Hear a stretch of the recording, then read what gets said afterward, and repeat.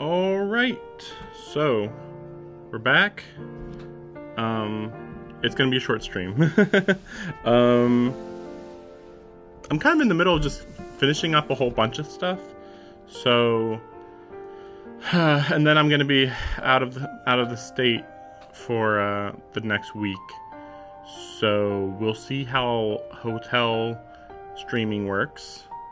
In the past, I have worked like 4 hours straight trying to get a stream to work because either there's an issue with just connecting the PlayStation to the TV, or there's a problem with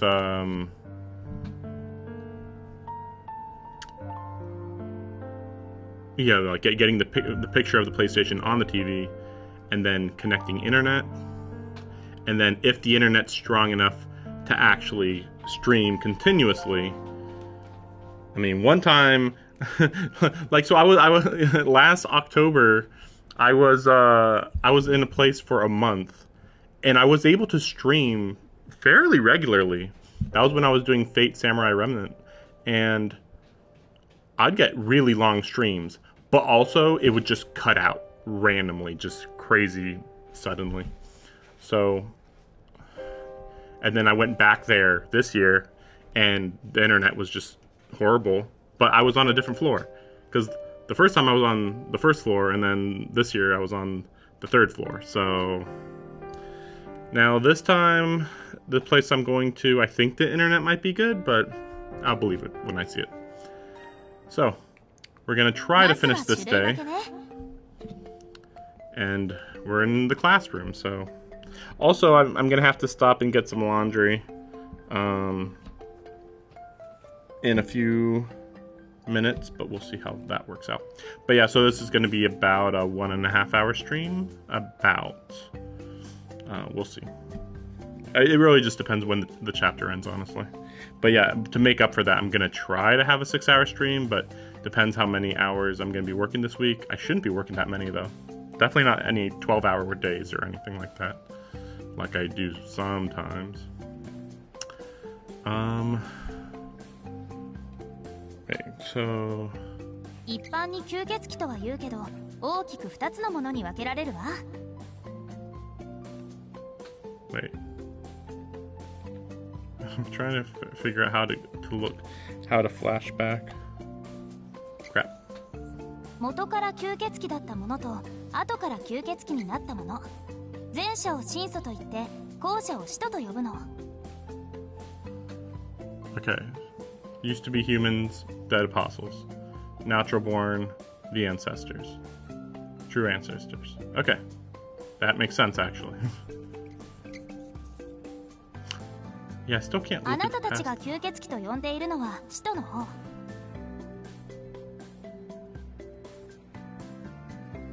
Why? Oh, right, because they drink blood. But true ancestors don't? Yeah. さっきの海底の話も使徒の生態系ね。人間の血を吸い、しもべにして太陽の光に弱く、洗礼儀式の前に敗退する。Okay, wait a second. We'll see what happens here. Oh, okay, that's what happens. Okay. Just trying out my buttons right now. Oh, so it is triangle, but I pressed it before and it didn't do anything. Okay, let's start by classifying the main types of vampires. The term vampire gets thrown around a lot, but you can actually split it into 2 main branches. Oh, this is why it's confusing. There's those who were born vampires and those that weren't. The former are called true ancestors. Okay. 私たちの敵も使徒と区別される吸血鬼よ。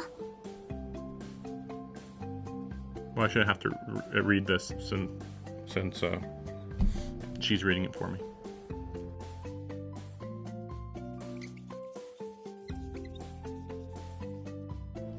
Oops, okay. I can't help but notice that at some point her enemy has become our enemy. But I guess that's how it is for now, so I decided to let it pass. その使徒ってのは初めから吸血鬼じゃないって言ったけど、それはどういうことだ？使徒は人間とか動物とか、とにかくもともとは吸血種ではなかった者たちよ。魔術の果てに不老になった者か、血を吸われてしもべになった者とがいる。まあどっちの場合も結果は同じだけど。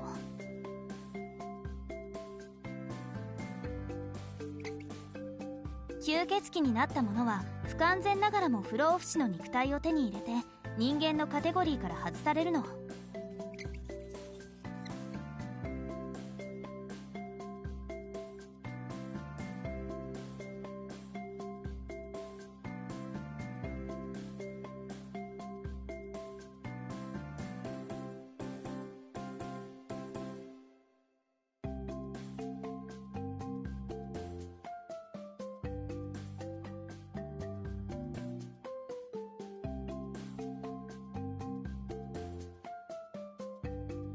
ねえシキ、あなたは吸血鬼の特徴をどのくらい知ってるの？ I think that the reason why he's confused ありきたりのイメージしか持ってないよ。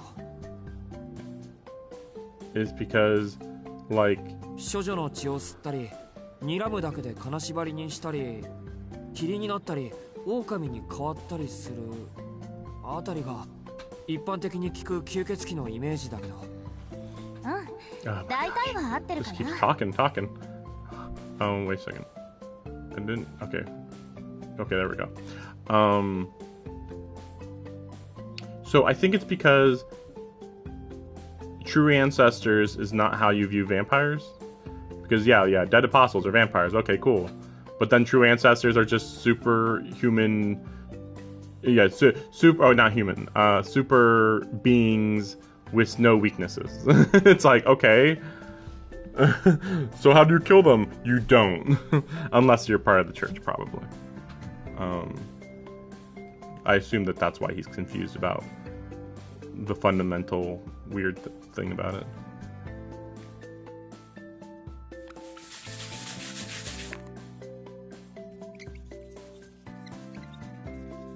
処女の血を吸うというのはまだ他の人間と体液の交換をしていない血液が彼らの遺伝子を補うのに適しているから。通常の血液より栄養がある程度の違いね。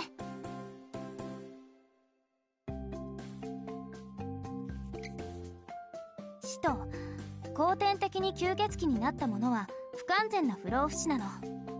確かに不老で死ににくい動的な細胞を持つ生命体に変貌した。けどそれは燃え盛る火のようなものでエネルギーを常に補充しないと消えてしまう。どんな生物だって栄養を取らないと活動できないでしょ。それと同じよ。ただ吸血種は食事、栄養さえ取り続けていれば寿命がないということだけ。使徒たちのような吸血鬼になった吸血鬼はね、自分が生きていくのに必要だから血を吸うの。もともとは人間だったから不老不死の肉体というのは無理があるのよ。彼らの肉体を構成する遺伝子は長生きすればするほど、力をつければつけるほど原子の増大に耐えられなくなる。力を増やし続けないと崩壊してしまうくせに、力をつけすぎると自己の形、秩序を保てない。それを補うためにはどうするか。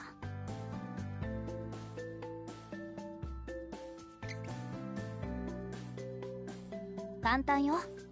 他から自分のような異常な秩序ではない正常な秩序を取り込んで、失われていく秩序を補完していけばいい。人間が食事に有機化合物を好むのと一緒。吸血鬼は血液からその正常な遺伝情報やカロリーを採集する。魂の熱量と言い換えてもいいわ。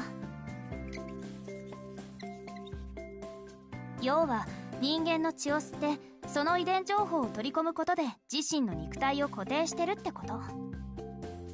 使徒にとって吸血は食事や力のプールであるのと同時に存在のために必要不可欠な行為なの。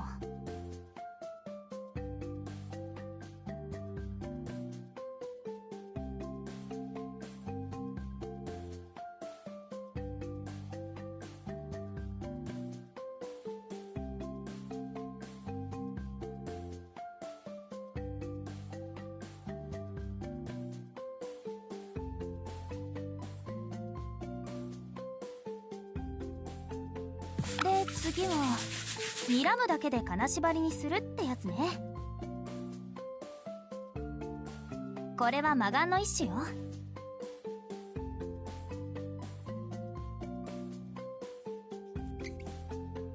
眼球は便利で強力な魔術回路だから魔眼を持つ吸血種は多いわ。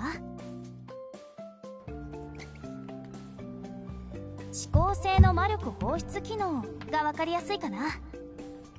目からそうね、ビームっていうの、ああいうのを出すイメージ。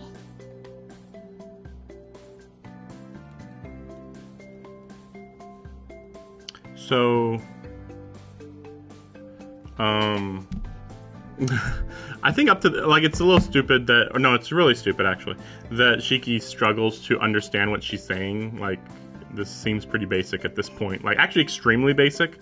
So this though right here is where things get really stupid. This whole mystic eye thing, because I've gotten this explanation before, and even after hearing it, it's still like weird because like yeah, there's strong eyes and weak eyes, but then like what the eyes do are just so stupid. Like they're just so random, and it's just like, yeah, this eye that can paralyze you, it's stronger than this eye that can take over your mind. And it's like, okay, I guess if you yeah, again, like she said, a laser beam coming out of the eye, so you have to imagine these two, even though they have different powers, they're technically shooting that power into an object. So the stronger one's gonna beat it, I guess. But that's assuming that they're both using their magic eyes at the same time. So it's like really stupid. It's like, wait, what's stopping you from using your magic eye literally 1 second faster? Like, that's where I have a problem with this. So explain it. Beamo. Aquid said something so outrageous I can't help but jump up from my seat.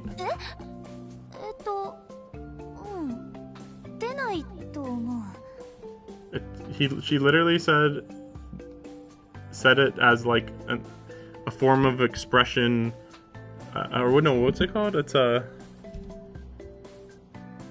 an example.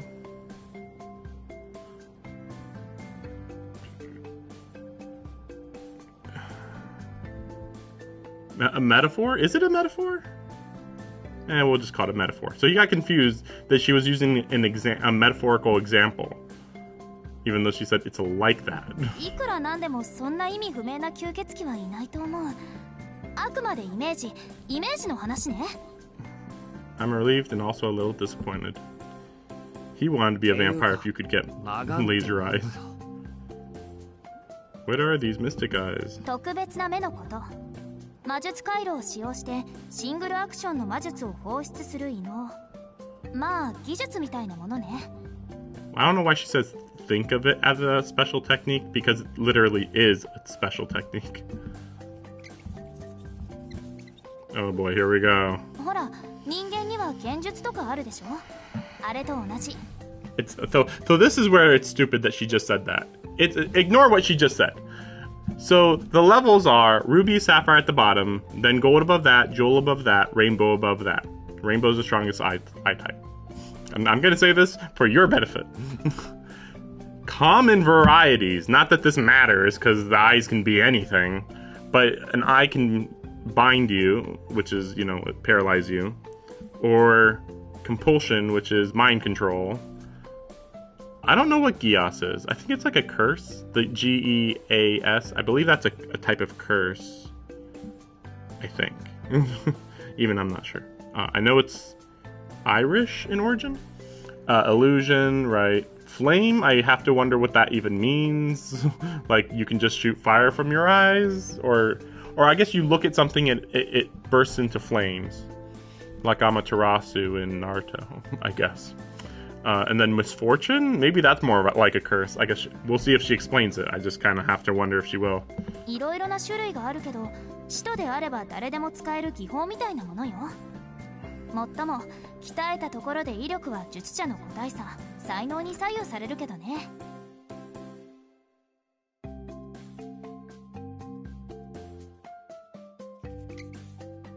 私たち吸血鬼が持つのは魅惑の魔眼。これが基本にして最も強力というか、吸血鬼というあり方において魅惑以外の魔眼はあんまり意味がないというか。魅惑の魔眼は見た相手を魅惑するんじゃなくて、吸血鬼の目を見てしまった相手を魅惑するの。強力な吸血鬼は魔眼で相手の脳に意志を叩きつけてその思考を完全に掌握するんだけど、まあそこまでの魔眼を保持する人は稀かな。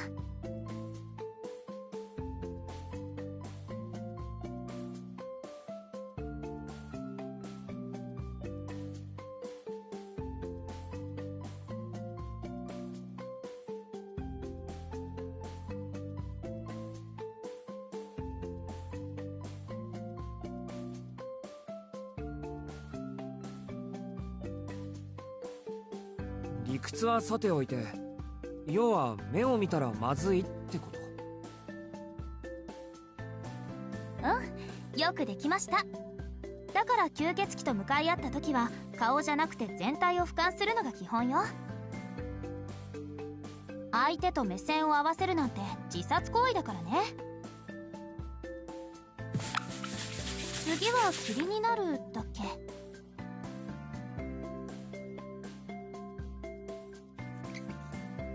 これも2種類に分類されるかな。Wait, so she didn't explain Mystic Eyes. Okay, that's what I expected. It shouldn't be relevant in this too much. 高等なのは本当に粒子化するもの。自己を拡散させて現象になるという離れ技。これが広範囲かつ長時間できる人は数えるほどしかいないはずで、下等なのは目くらましね。影武者の方が分かりやすいかな。用心深い吸血鬼は分身を作ってそれに意識を乗せて活動する。用が済んだら分身を操る魔力をカットするんだけど、それが塵になって無散することから霧になって消えたように見えるだけ。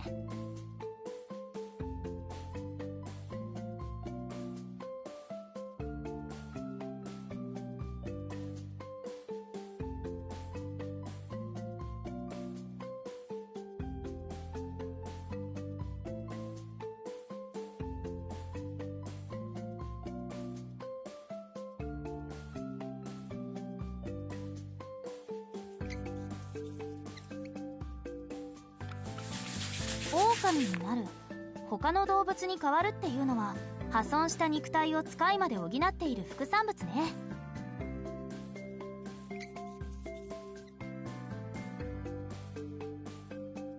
長い年月を生きた吸血鬼ほど崩壊する肉体の保管は通常の命では間に合わない。だから力のある獣を取り込んでそれを体として使っている。必要な時はその獣を元に戻して刺激するから、狼になった、狼を出したように見える。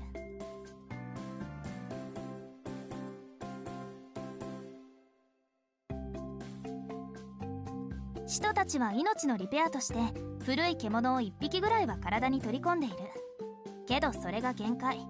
あんまり多く取り込むと今度は吸血鬼の自我が獣と混濁してしまう。使徒の中でも複数の獣を使い魔にしているやつは1人だけ。そいつももう消えたけど。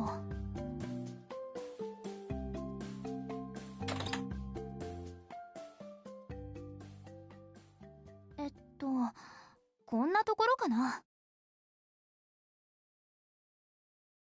式が言ったイメージをもとにざっと概要だけを説明したけど、吸血鬼がどんなものか分かってもらえた？乱暴なまとめだけど、とにかく人の形をした人と同じ地勢構造をした吸血種を吸血鬼と呼ぶの。その中身がどれだけ異物でも基本形態が人なら吸血鬼として問題ないわ。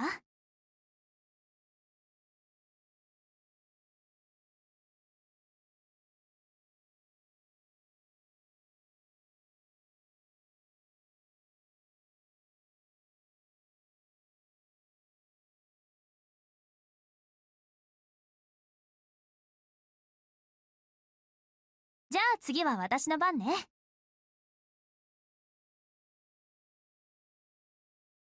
実を言うと私も大事なことを聞き忘れてた。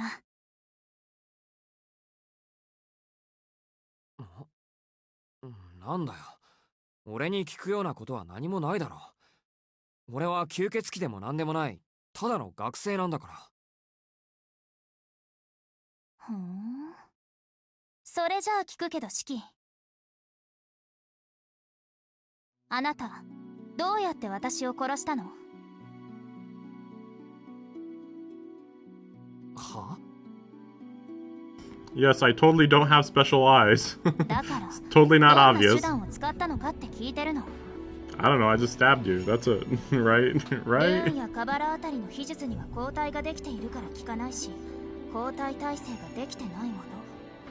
私がまだ経験したことのない魔術となると、この国の古神道と南米の秘宝ぐらいのものよ。いいえ、それだってあそこまで私を殺しておくことはできない。答えてシキ、あなたはどんな年代物の神秘で私を再起不能にしてくれたの？いや、年代物の神秘って何のことだ？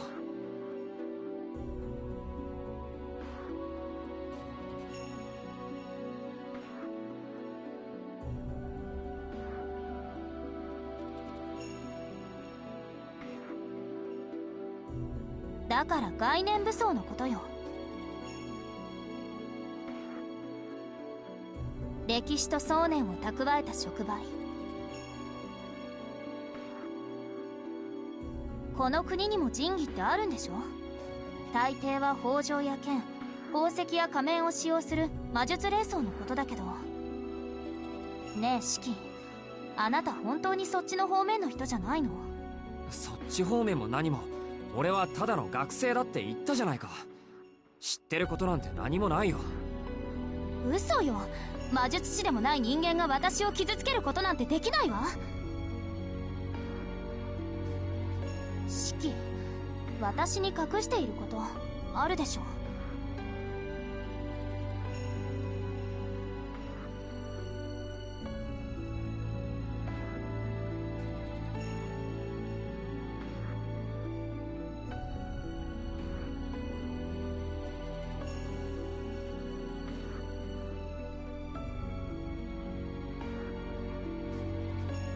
すまん。実を言うと一つ。 Oops, I forgot. I forgot I was supposed to be reading.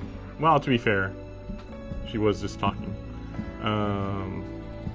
Arkwood glares at me like an angry cat, but no matter how she looks at me, it's not like I have anything to hide. Wait, I do. Those special eyes. けど関係あるのかな？ Arkwood keeps glaring at me. The only way to resolve this is by confessing the こ truth. れなんて言ったらいいのかな。俺さ、物の切れる線が見えるんだよ。I can see lines, that's all. 切れる線？ Exactly what I expected. There's no way she'd believe that. No one ever does. That's just the way it's always been. それどういう意味？ Arkwood responds with total seriousness. だから物の切れる線が見えるんだよ。俺、生き物とか地面とか、とりあえず触れられるものなら全部亀裂みたいでさ。それに刃物を通すとあっさり切断できるんだけど、これ意味あるか？鉄をナイフ程度で切れるのは便利だけど、別に好きなところが切れるわけじゃないんだ。線が見えてるところしか切れないから日曜大工にも使えない。 Well, I have to follow the lines, and it's like, well, I mean, how limiting is it really, though? I mean, like, if you need to cut something in a specific spot, sure, but I guess that's it. Yeah, I mean, depends how many lines there are, I suppose. お前を切った時だって、そのナイフなら女の肌ぐらい切れるだろ。 And then she's like, no, that's not true. Nah, you can't. A normal knife can't cut me. A chill runs down my spine. Her gaze is intense, enough to bring my breathing to a halt. そう。直視の魔眼なんて童話の中だけの話と思ってたけど、いるところにはいるものね。The legends are true. The legends are true. The legends are true. Mystic eyes of death perception. あなたみたいな突然変異の化け物が。 I mean, it really isn't. It's like, oh, those eyes are mutant eyes. They're stupid, crazy, weird. And it's like, how are death eyes any different than I'm literally going to paralyze you, you know? Then again, I suppose you're seeing like a fundamental structure of the world when you use the death eyes, whereas all the other eyes are technically, I think you're just shooting your magic into the other person and then manipulating the energy inside of their body to do what you want it to do. So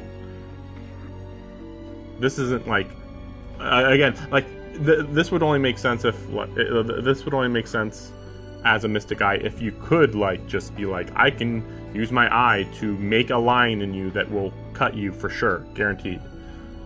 But that's not what it is. It's like literally you're just cutting the lines that already exist. So, though to be fair, the other one would probably be better. But maybe, well, but you'd still have to like use your eye on the thing you're going to use, whereas these lines are always there no matter what. You can't get rid of them or something, or avoid having them on you. なんだよそれ。俺は吸血鬼に化け物なんて言われる筋合いはないぞ。That's true. Though vampires are probably natural, to be fair. 化け物は化け物でしょう。物の死を見る魔眼なんて私たちでさえ保有している者はいないんだから。You're just jealous. 物の死を見る。それ以外の何だっていうの。シキ、あなたの目は生物として繋がってはいけない場所と回線が開いているんでしょうね。その目は生まれついてのものなの？いや、こうなったのは昔からだけど、生まれついてのものじゃない。I mean, you don't know that. I'm pretty sure he was born like this. I mean, yeah, this is where I don't know. I'm thinking that he is born like this and that they just awakened in him eventually, type of thing. But yeah, who knows? We'll see. Maybe that's probably something that gets revealed later, probably. それじゃあ以前一度ぐらい死んでみたことがあるでしょう。Okay, if you say so. お前じゃあるまいし、そう簡単に死ねるか。でもまあ、そうだよ。以前事故で死にかけた。線が見えるようになったのはその後からだ。潜在的な素質もあったんだろうけど、きっかけはそれでしょうね。直視の魔眼か。I'm like trying to hear how she says mystic eyes of death perception, but I'm not really hearing how she says it. They're using some really shortened version in Japanese. 確かにそれなら間違いなく私を殺せるわ。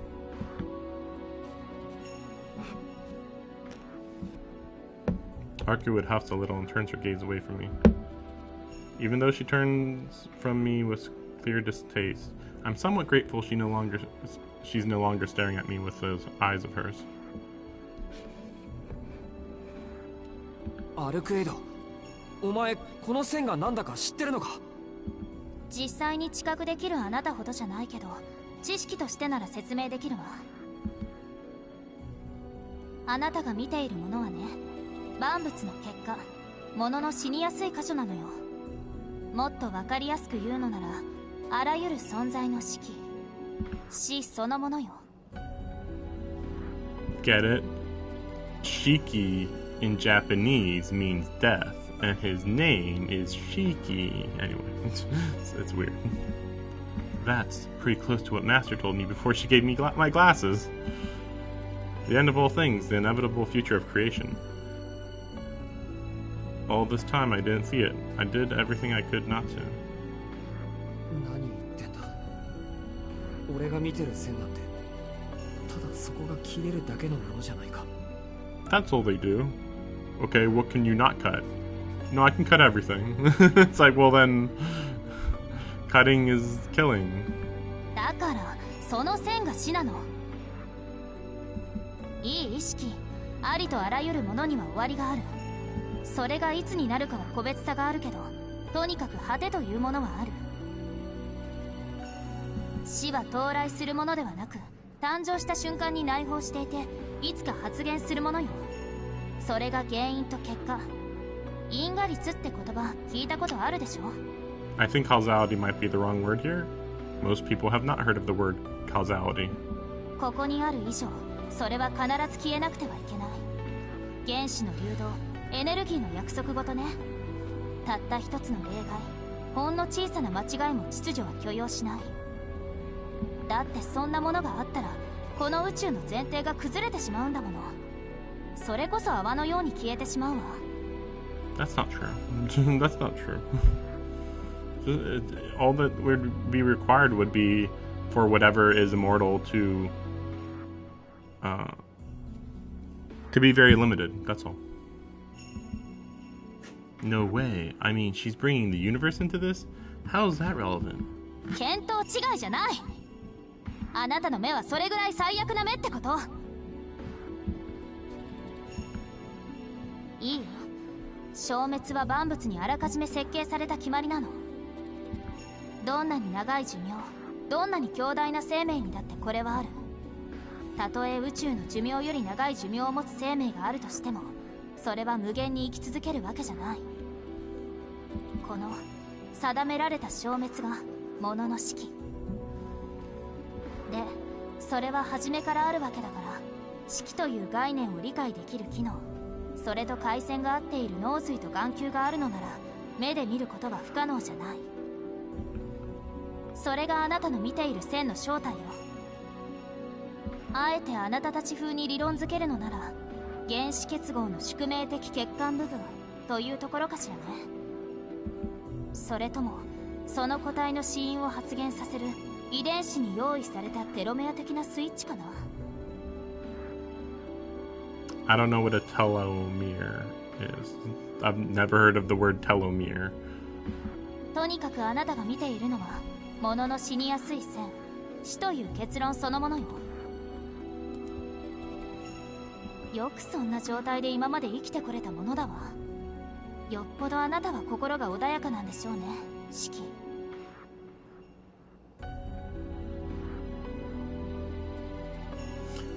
I wonder why she's saying that. Like he knows that this is true, but why would she know that this is true? Why would she think that you'd go crazy for living like that? Like, I'm not saying that you could ignore the lines, but you could just like get used to them being normal. Just like, yeah, they're there, whatever. I mean, they're like veins. Just imagine they're veins, and if you cut these veins, then then you die. But like that's just like normal veins, you know? It's just like normal veins. If you cut a human vein, they die. So the only difference is, oh, imagine if everything had veins. That's it. But no, you're gonna go crazy. You can't just get used to it. Like, all right.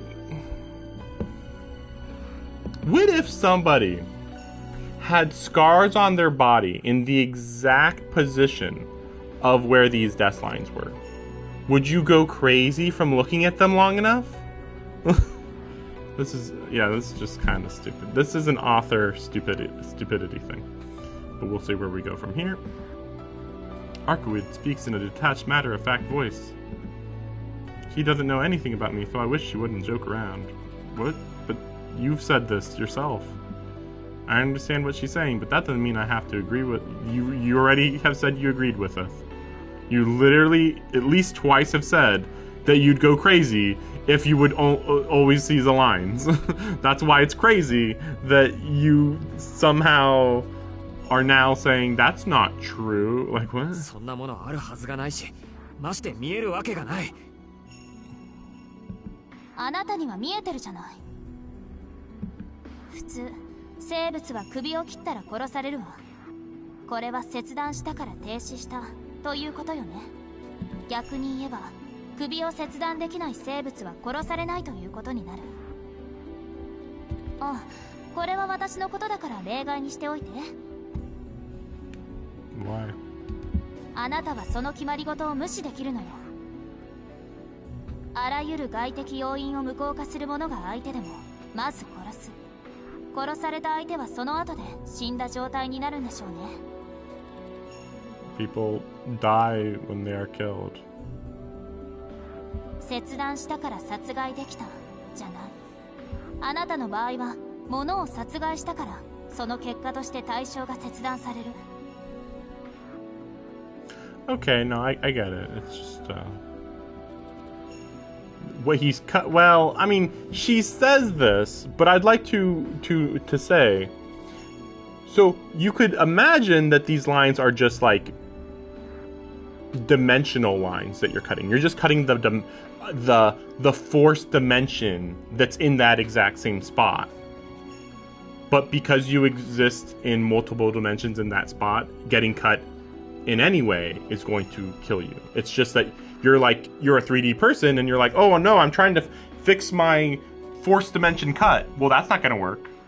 You know, like if you could somehow fix it because you could perceive the fourth dimension, then maybe you could fix it. But like in this case, since that dimension is like the death dimension, then obviously you wouldn't be able to fix that. But at the end of the day, I think it's more accurate to say that he's cutting all dimensions, not that he's only cutting the force death dimension or something. He's like, no, he's cutting all dimensions. I mean, when he cuts something, he's still cutting it in this dimension. But whatever, she's talking about cause and effect, and it's like, you made the effect happen before the cause happened, therefore the cause happens without you doing it, because you're already doing the effect. But like, this is like a meaningless way to explain it. ほら、これが化け物でなくて何だというの? A mage? You're way weirder. You're the one that came back from the dead from getting hit by these lines. 物が切れるだけの線って言うけど、その両目は今まで生まれてきたどんな異能より得意なものよ。あなたは熱式、あらゆるものを殺してしまう死神みたいな目を持っているんだから。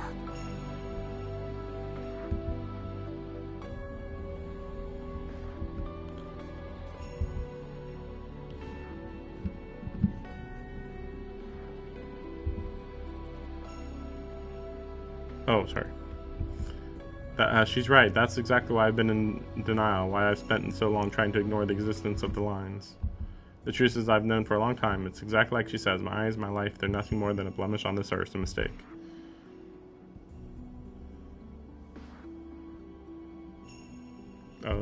Oops. Ever since that day, I've borne witness to a dying world. I've been forced to know that everything I see could crumble in a mere moment. All this time, omens of death have been with me every step of the way. That is not what she said. Wait a second. Omens of death.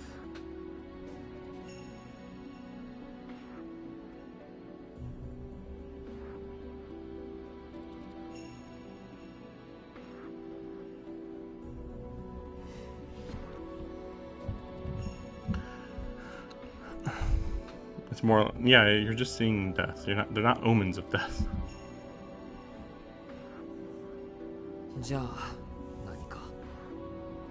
It's like, man, I've been seeing omens of death ever since I was born. Oh wow, that's so deep. What have you been seeing? I've been seeing humans with blood in their veins.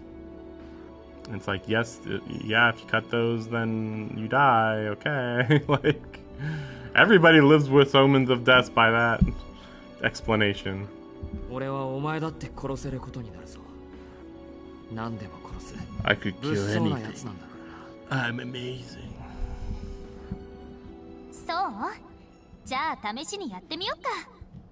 And then she's like, actually, if I'm paying attention, I can move beyond the speed of light. So yeah, you have no shot, technically. Arkwood turns the lights in the room off and moves to the window. She slides the curtains open. Outdoor light spills through the glass, allowing me to see again. The woman in white is framed by the pale moonlight. ほら、いいから本気になってみて。あ、もしかしてそのメガネで見えないようにしてるの? How did she know that one? いいんだな。It's a peculiar thing, really. I've never taken my glasses off in front of someone before, but still, I raise my hand to remove them. All of Arkwood's accusations must have put me on edge. Urged by my own frustrations, I take my glasses off.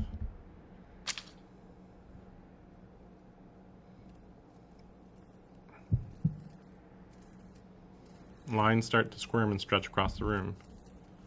My world is filled with death. Word. My word. Huh? I'm witnessing a miracle. I can hardly believe it. The moon shines a pearl white. She doesn't have the lines for some reason. The lines that had been so faint during the daytime appear to almost glow under the moonlight.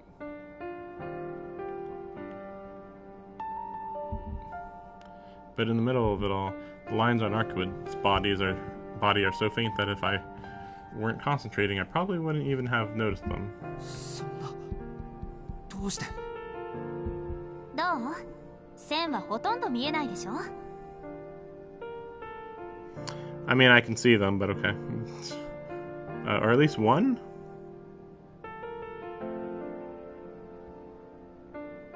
I mean, obviously this is just a trick of editing or whatever. I think I only see one. I think I literally only see one. 私ね、夜は四季のない生き物なの。 What? I'm a creature that has no death at night. だからあなたの目でも殺すことは不可能でしょうね。I'm pretty sure that's not true, but okay. それでもちょっとは見えちゃうのかな。夜は死なない私だけど、昼間は多少の死期ができてしまう。その弱点を突かれて私はあなたに殺された。あの時は大仕事の後だったし、即死耐性も落ちてたしね。What a weird thing to say. My resistance was lower than usual. Like, how many types of instant death techniques are there, you know?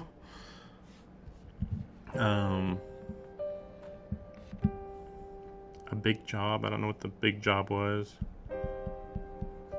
Also, so I thought she said that true ancestors don't have weaknesses, but now she's saying that she's stronger at night. So it's like, wait, what? 結果、私はあなたに殺されて、この通り、夜でも死期ができるほど弱ってしまった。Oh, okay, I see. Oh, okay. I guess. That's still a little weird, but okay. Because she's weakened, but even while weakened, at night, you can barely see the lines. But if she was at full strength, the lines wouldn't exist, or maybe they'd be harder, or like insanely harder to see, maybe? 要するに不老不死で亡くなったわけだけど、四季、私の体の線が切れる？ Yeah. I wonder if I could. If there's a line, I can cut it. But looking at her now, I'm not sure if I could slice through her as easily as I did then in a fraction of a second. I mean, the story still didn't explain how he was able to do that. Like, I think he said that he sliced her 17 times in less than a second. Yeah, that's not a human thing. Yeah. やりにくいと思う。線が見えたり見えなかったりするから、アルクエドが眠ってでもいない限り。でしょ？それがあなたの最大の欠点ね。What? どんなに死が見えていようとも、その線を引くのは四季自身の腕じゃないといけない。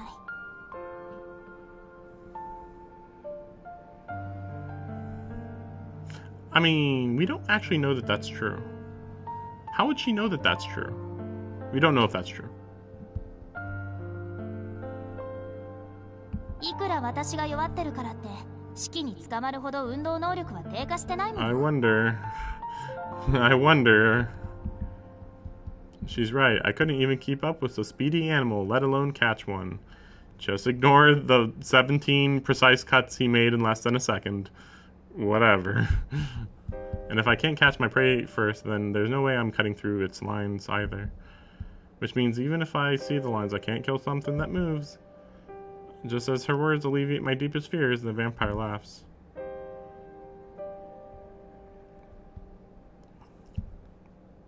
Right, it's funny. It's all a big, comforting joke. No matter how many hypotheticals she makes, or how many of my flaws are pointed out, nothing will change the way I see the world. I'm broken. I'm something that shouldn't get mixed in with the rest of this world. But despite that, when I'm faced with this incredible, impossible being, it feels like everything I'd taken for granted gets thrown out the window.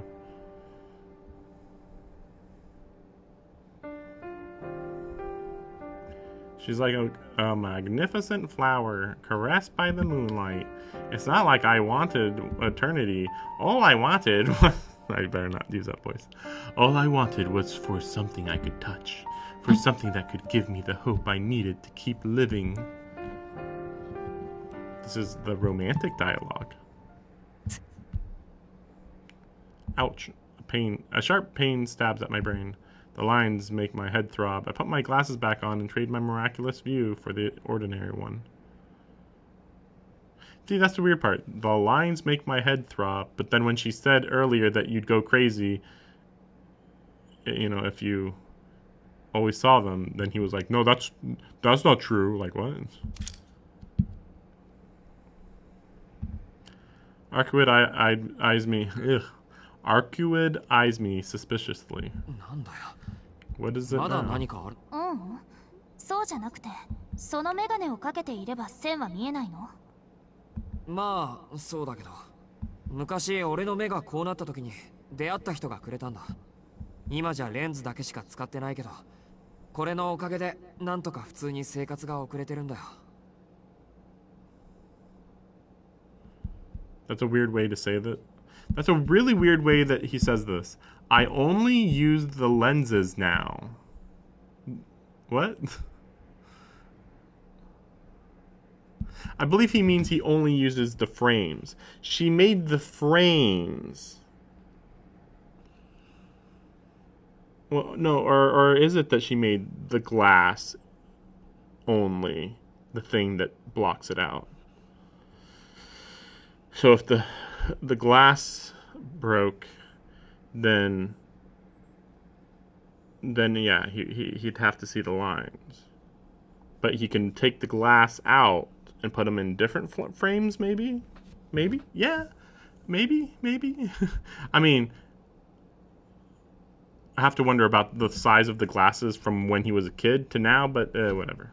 I mean, he was 11, I guess. そっか、そうよね。 That makes sense, which is a weird thing to say. どんなに強い心があったって、死とずっと向き合っていたら発狂するか、眼球を潰すしかないものね。あのな、さっきから言いたい放題物騒なことばっかり言いやがって。少しは遠慮してくれ。あと近い。止まれ。いいからそこで止まれ。止まらないと花瓶投げるぞ。I retreat, sensing the impending danger. But my threat falls on deaf ears. Arcuid can sometimes resemble a giant cat, one whose curiosity isn't easily sated. ねえ、それ見せて。嫌だ。これは大事なものだから渡さない。別に壊したりしないってば。ねえねえ、本当に見るだけだからいいでしょ。Why is she talking like that? Nope. Wait, should I give her the glasses? It shows that I trust her. Sure, we're gonna go with the I trust Arcuid to an illogical degree route. We're going with that route, even though that's probably like the most basic route ever, but it's fine. Arcuid doesn't look like she'll back down. Besides, if she gets any closer, there's a good chance we'll wind up wrestling for the glasses. And she'll win if it comes to that. わかったよ。ほら、いいか。見たらすぐ返すんだぞ。I pass my glasses to Arcuid. She purses her lips as she inspects the glasses from all angles. Then she pauses and looks up at me. シキ、これをあなたに渡した人、この町にいるの？いないと思う。7年も前の話だし、一箇所に留まるような人じゃなかったから。Yeah, because technically, this person may be stronger than the true ancestor. I mean, probably? Probably. It's unclear what her powers are. It's very weird. Even when you know what her powers are, it's very unclear. Probably. よかった。余計な相手が増えなくて。ま、ブルー相手じゃ引いた方が無難でしょうけどね。I mean, shouldn't you say 5, not blue?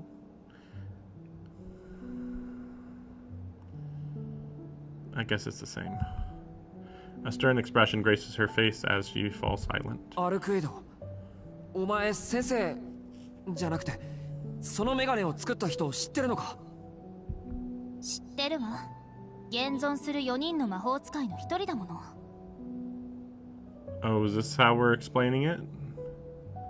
I don't know if that's actually the explanation. I don't think there are 4, technically. I thought that there were 3, maybe. Technically 2 for sure, but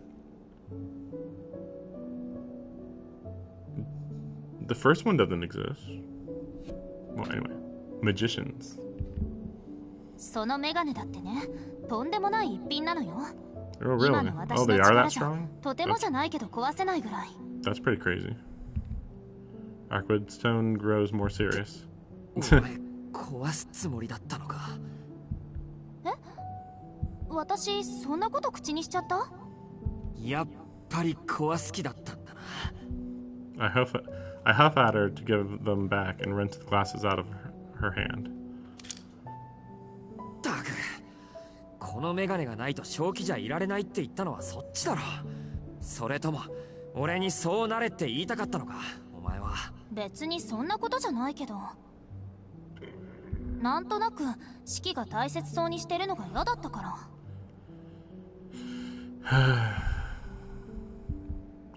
I really have no idea how vampires think. This girl was ready to destroy my one lifeline on a whim. いいから二度と変な考えは起こすなよ。I'll be right back. I have to get my laundry. Let's see. Yeah, I'll be right back.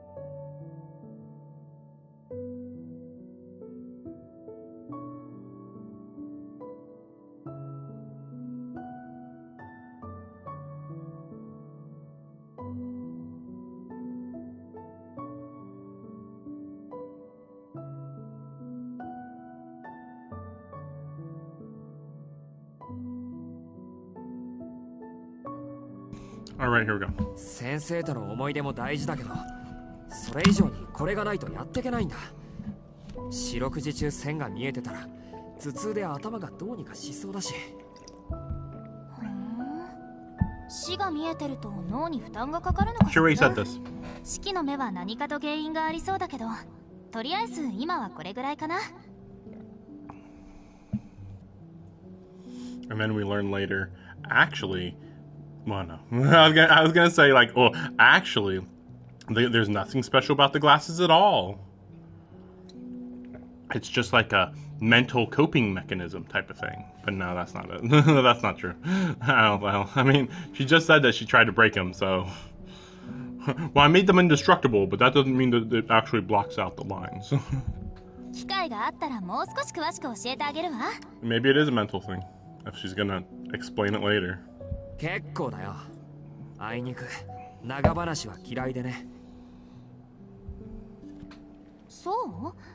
私は誰かと話すのって好きだけどな。意図が半分も伝わらない不自由な言葉でもこんなに心が揺れるんだもの。Arkwood beams an honest, unreserved smile. It really looks like the simple act of conversing is enough to make her happy.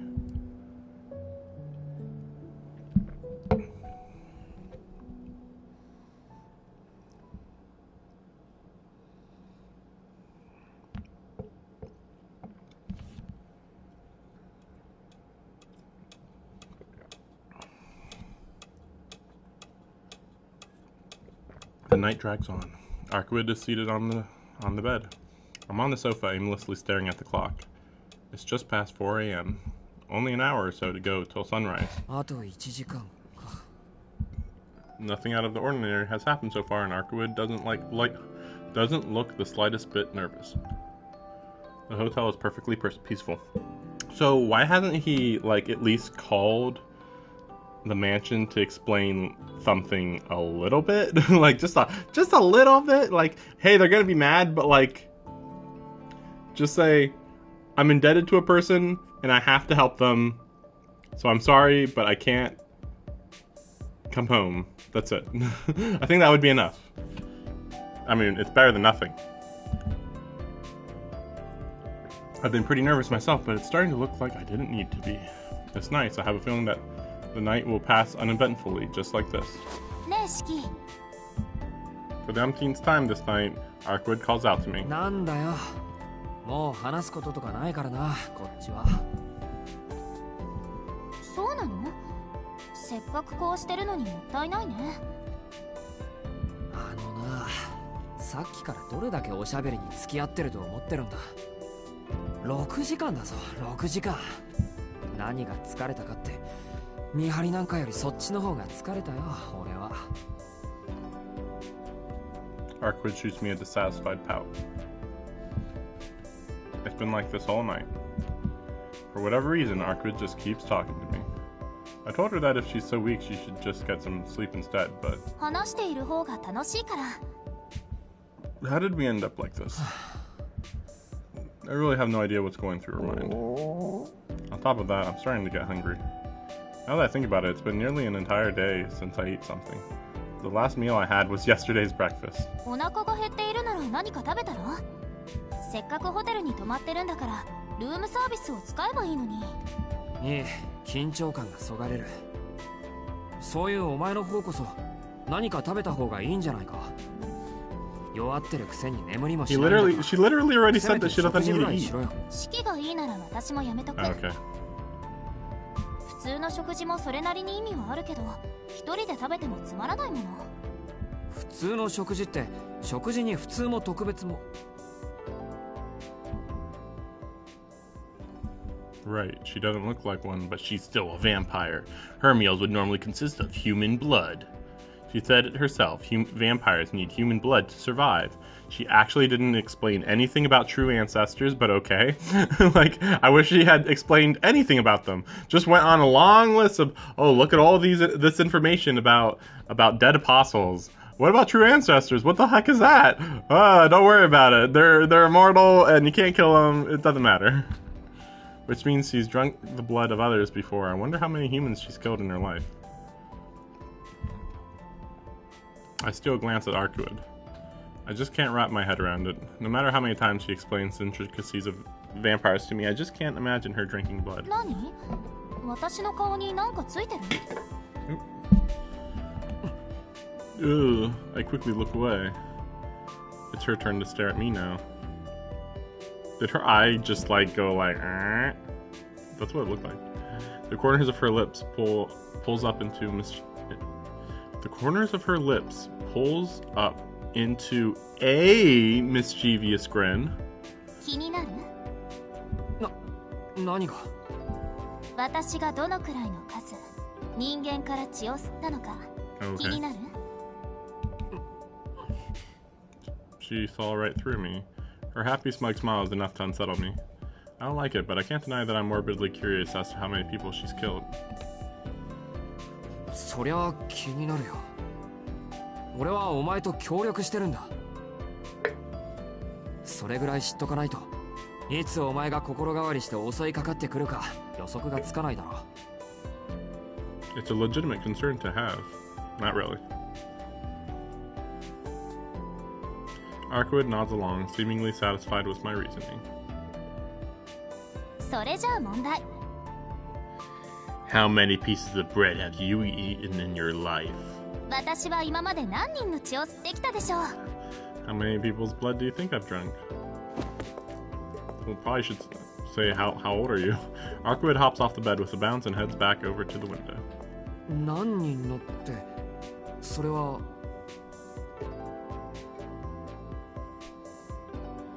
Arkwood smiles sweetly. She seems to be enjoying herself.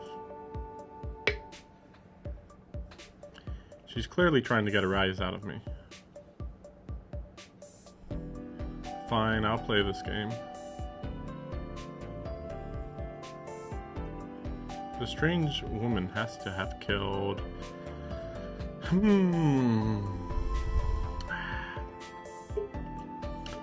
She's... I mean, these are probably all wrong.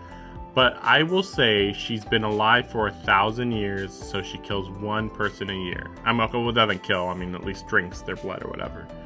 So I'm thinking 1,000. Because what's even the difference here, man? 10人は少ない。はい、全然惜しくないはずれね。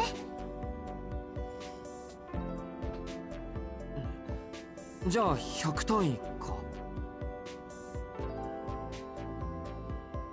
残念、日和切ったはずれ I で bet す。 it's 0. I have a feeling it's 0. なら1000単位なのか。はい、それも豪快に外れだわ。Arkwood chuckles softly to herself. I'm not angry with her, but I'm starting to feel very frustrated. じゃあそんなことはないと思うけど、まさかマン。それも外れ。もう10だの100だの1000だのって式は私のことそういう風に見てたわけね。ひ I どい mean, he's わ。 going based on the information that you gave him to be fair. And you just keep saying, I'm special though. 吸血鬼ってのは見境なしなんだろう。人間だって生きているだけで腹が減るんだ。お前たちだって生きていくために血を吸うんなら際限はないんじゃないのか。そうね、それはそうなんだけど。 But I'm special and I don't drink blood. The dramatic reveal, I 私は guess. 自分から血を吸うなんてこの800年一度もないかな。普通の人間を殺したことだって一度もないわ。 Unsurprising. And yeah, 800 years, pretty close to 1,000.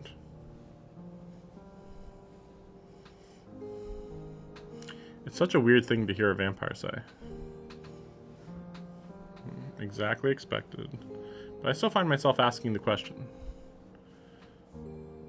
Why? How? 本当の話か。 That's a stupid thing to say. 本当よ。だって私血を吸うのが怖いんだもの。血を吸うのが怖いって吸血鬼なのに？きっと臆病なのよ、私は。だからいつまで経っても吸血鬼としても半人前ってこと。Arkwood utters the words as she idly glances out the window. Well, she's a true ancestor. She isn't a vampire. She pauses to gaze at the night sky in a drawn-out moment of quiet. Like, you could say vampires and true ancestors are the same, but it really doesn't seem like that's the case. As I watch her, it feels like she's becoming less distinct, a hazy phantasm. Only half, huh? Just muttering those words provides an odd relief. But yeah, as a true ancestor, then you're just something else, you know. Wait, why does it feel like a load has been taken off my shoulders? How convenient. I've never killed anyone. That's weird, right? Yep, it's definitely weird. どうかしたの、シキ？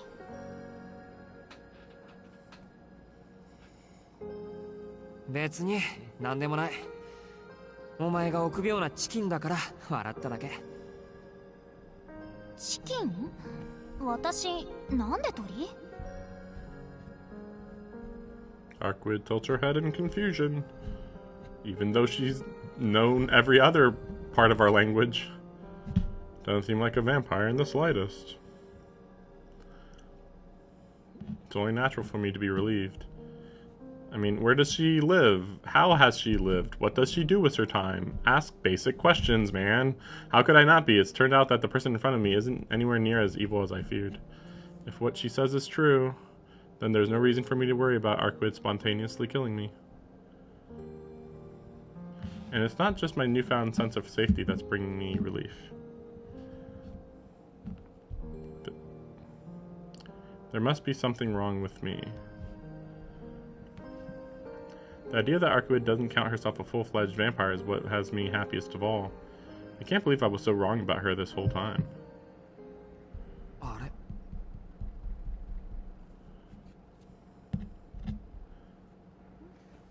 Just as I'm able to relax around Arkwood, I'm struck by a sharp sense of pain and vertigo. My vision is blanketed by a white haze. This isn't the same as my anemia. I'm still thinking too clearly for that. I almost felt like I saw something outside the window, but we'll see. A strange cold chill accompanies my headache. どうしたのよ、シキ？そんなに額に汗を浮かべちゃって。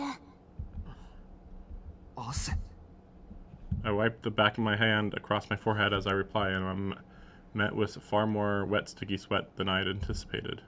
This is weird. Judging by the sweat, you'd think I was in a sauna. Or maybe it's blood. As if urged by the pull of anxiety welling up in my chest, my eyes dart to the digital clock.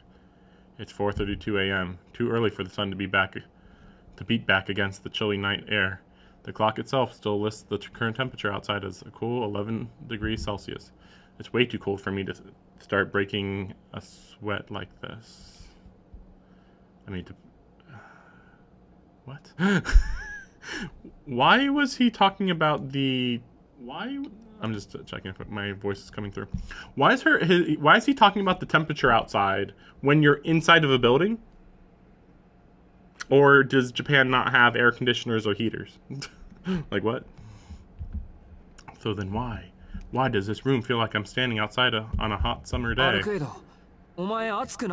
doesn't feel temperature. 別に活動に異常をきたすほどの温度じゃないでしょ？まだたったの38度だし。3,000 or so. 今の私でも3000度ぐらいまで。what a random. This is like a serious moment, but then I can survive 3,000 degrees. It's like, but again, that does like show off that she doesn't really notice the difference in temperature. I'm an idiot for even asking. Did she say 3,000 degrees Celsius? So you could throw a vampire on a grill and they still wouldn't burn? No, this isn't the time to be thinking about that. The digital display still lists the temperature as 11 degrees, so either the clock is malfunctioning or my body is. Or maybe you're sick, but okay. I searched the room for another thermometer. What the hell? As I scan the room, my gaze becomes transfixed on the monitor displaying a live feed of the hotel lobby. I can hardly believe my eyes. It's something you'd only see in a movie. flames spread through the lobby like water spilling from a sink. Mixed in the thick black smoke, I see a humanoid silhouette. It gives me the impression of a massive predator, a carnivore that eats those like it. Arcuid remains silent. Is it hostility I read in her expression? No, it's something more like contempt. The two of us must be entertaining very different thoughts as we stare at this monitor. It takes less than a minute for the lobby to be entirely engulfed by the sea of flames.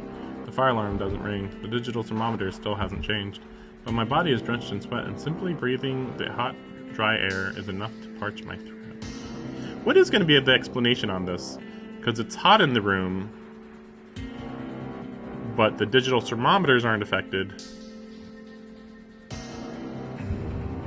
There's no time to think. They're here. Those flaming corpses from before have come to the hotel. I make a run for the window to inspect the situation outside. The town looks the same as ever. The hotel is bathed in flames, but nobody outside seems to have noticed a thing. There's no sign of aid rushing to the hotel, nor of any humans frantically trying to escape the fire.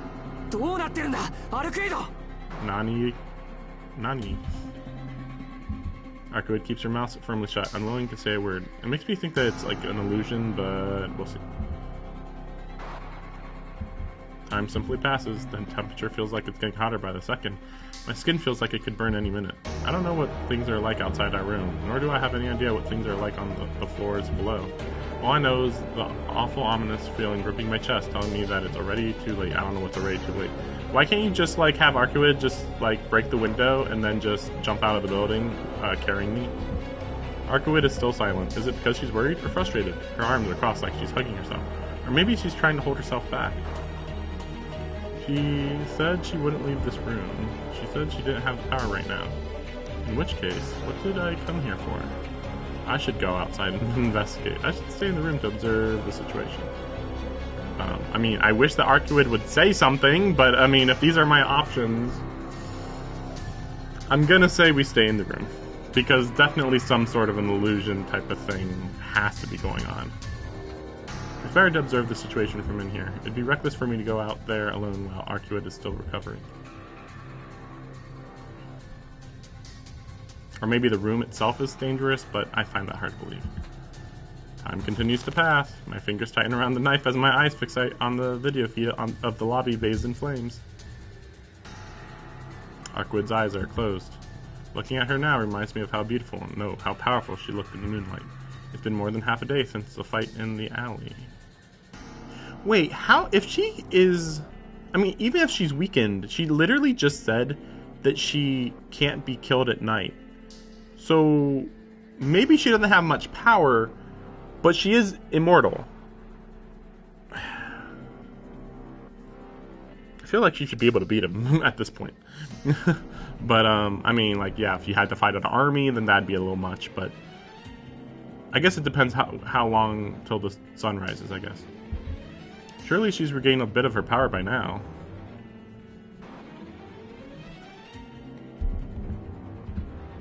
It's hot. It's like I'm standing inches away from a massive bonfire, cooking and smoldering as the air in front of me distorts from the heat. It's getting hard to breathe. I figured that it'd be safe as long as I stayed inside of the room, but my head is feeling light. At this rate, I'm going to pass out. He has yet to actually say where the heat is coming from. It's like, the lobby is on fire. Okay, how will that affect the temperature of a room on the roof of a 20-plus story hotel? Like, unless more than half of the hotel is on fire, it makes no sense that it would be affecting this room. That's why I'm thinking it's just an illusion. Should I go out there knowing it's dangerous? I still have time, but just as I start to reevaluate my decision, the lights go out. The mysterious high temperature suddenly drops again. At the same time, I hear it, an unending flurry of knocks against the door. Are you ready? Arcuid's words are the only thing to break through the darkness. I swallow as I listen to the pounding. Ready for... There's no time for me to finish my question. If staying in this room was a mistake, then I guess asking something like that was a mistake too. Hearing the splintering of wood, I whip around to face the door. It was just a split-second decision, but I distanced myself from the door in the hopes it'd be safer. Little did I know what would happen next. The two dogs that broke the door burst into the room. Arkwood slashed at them with her claws, and the second she does, the room is flooded with fire, hot flames washing over every corner until it's filled to the brim.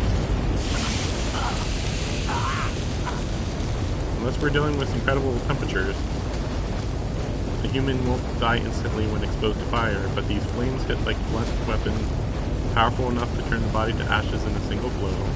It reminds me of a flamethrower. A flamethrower might look like it's launching flames, but in reality it's merely dousing the target with fuel, igniting it a millisecond later. This fire is pretty similar. The blaze strikes across the room like a whip, reducing everything it touches to cinders in an instant. What chance does the human body have against something that can melt its way through a wall or table?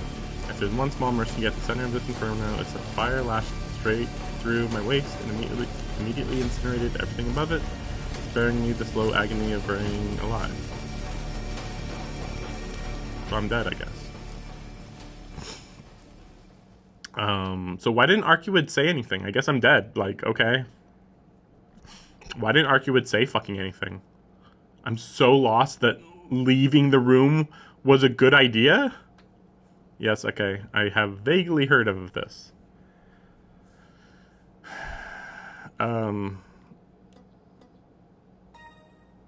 So. This is where they tell me, I vaguely heard, they tell you, you were stupid and didn't know a thing. Welcome to my territory. Yep, this is the tone when you die. I didn't know everything, but I knew generally what it was going to be like. Bet your choice here didn't matter, but look where that got you. No, I believed it did matter, which is why I thought, oh, Arkwood believes staying in this room is the better option, therefore I better stay in this room. Oh, what a stupid decision. Like, okay, what? Also, how silly of me to believe that a dog would not burst into flames when it would get killed.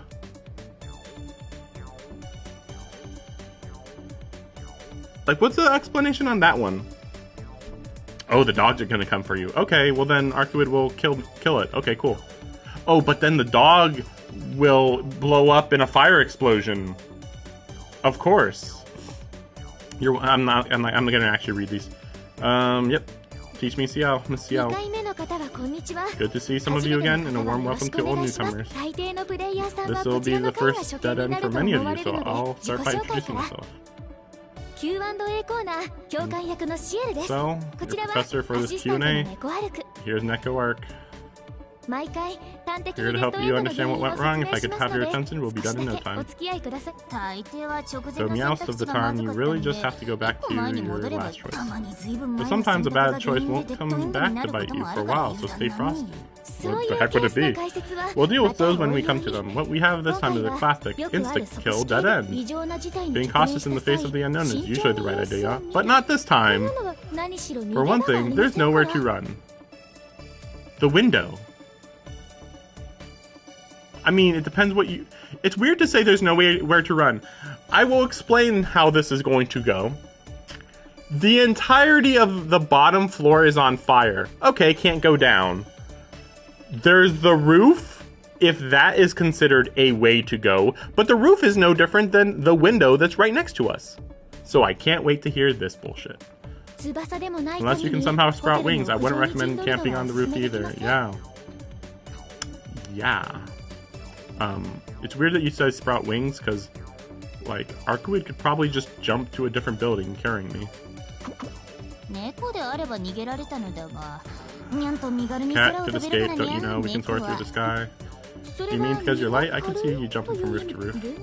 I don't know if even a cat could survive a jump from that hotel's top floor. See, it's so silly.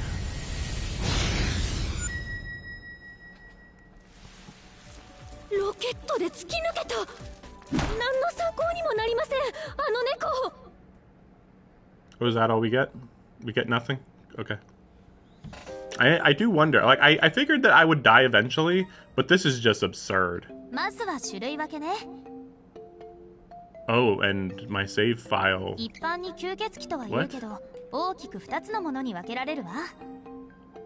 What? This is supposed to skip, I thought.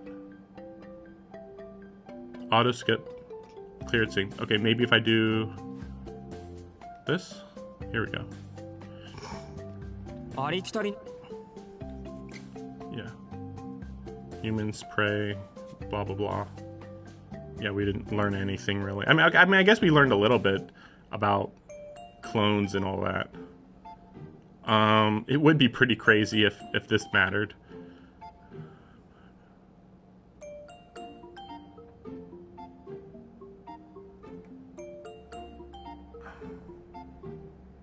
I'm gonna do this one. I don't believe that this is gonna matter.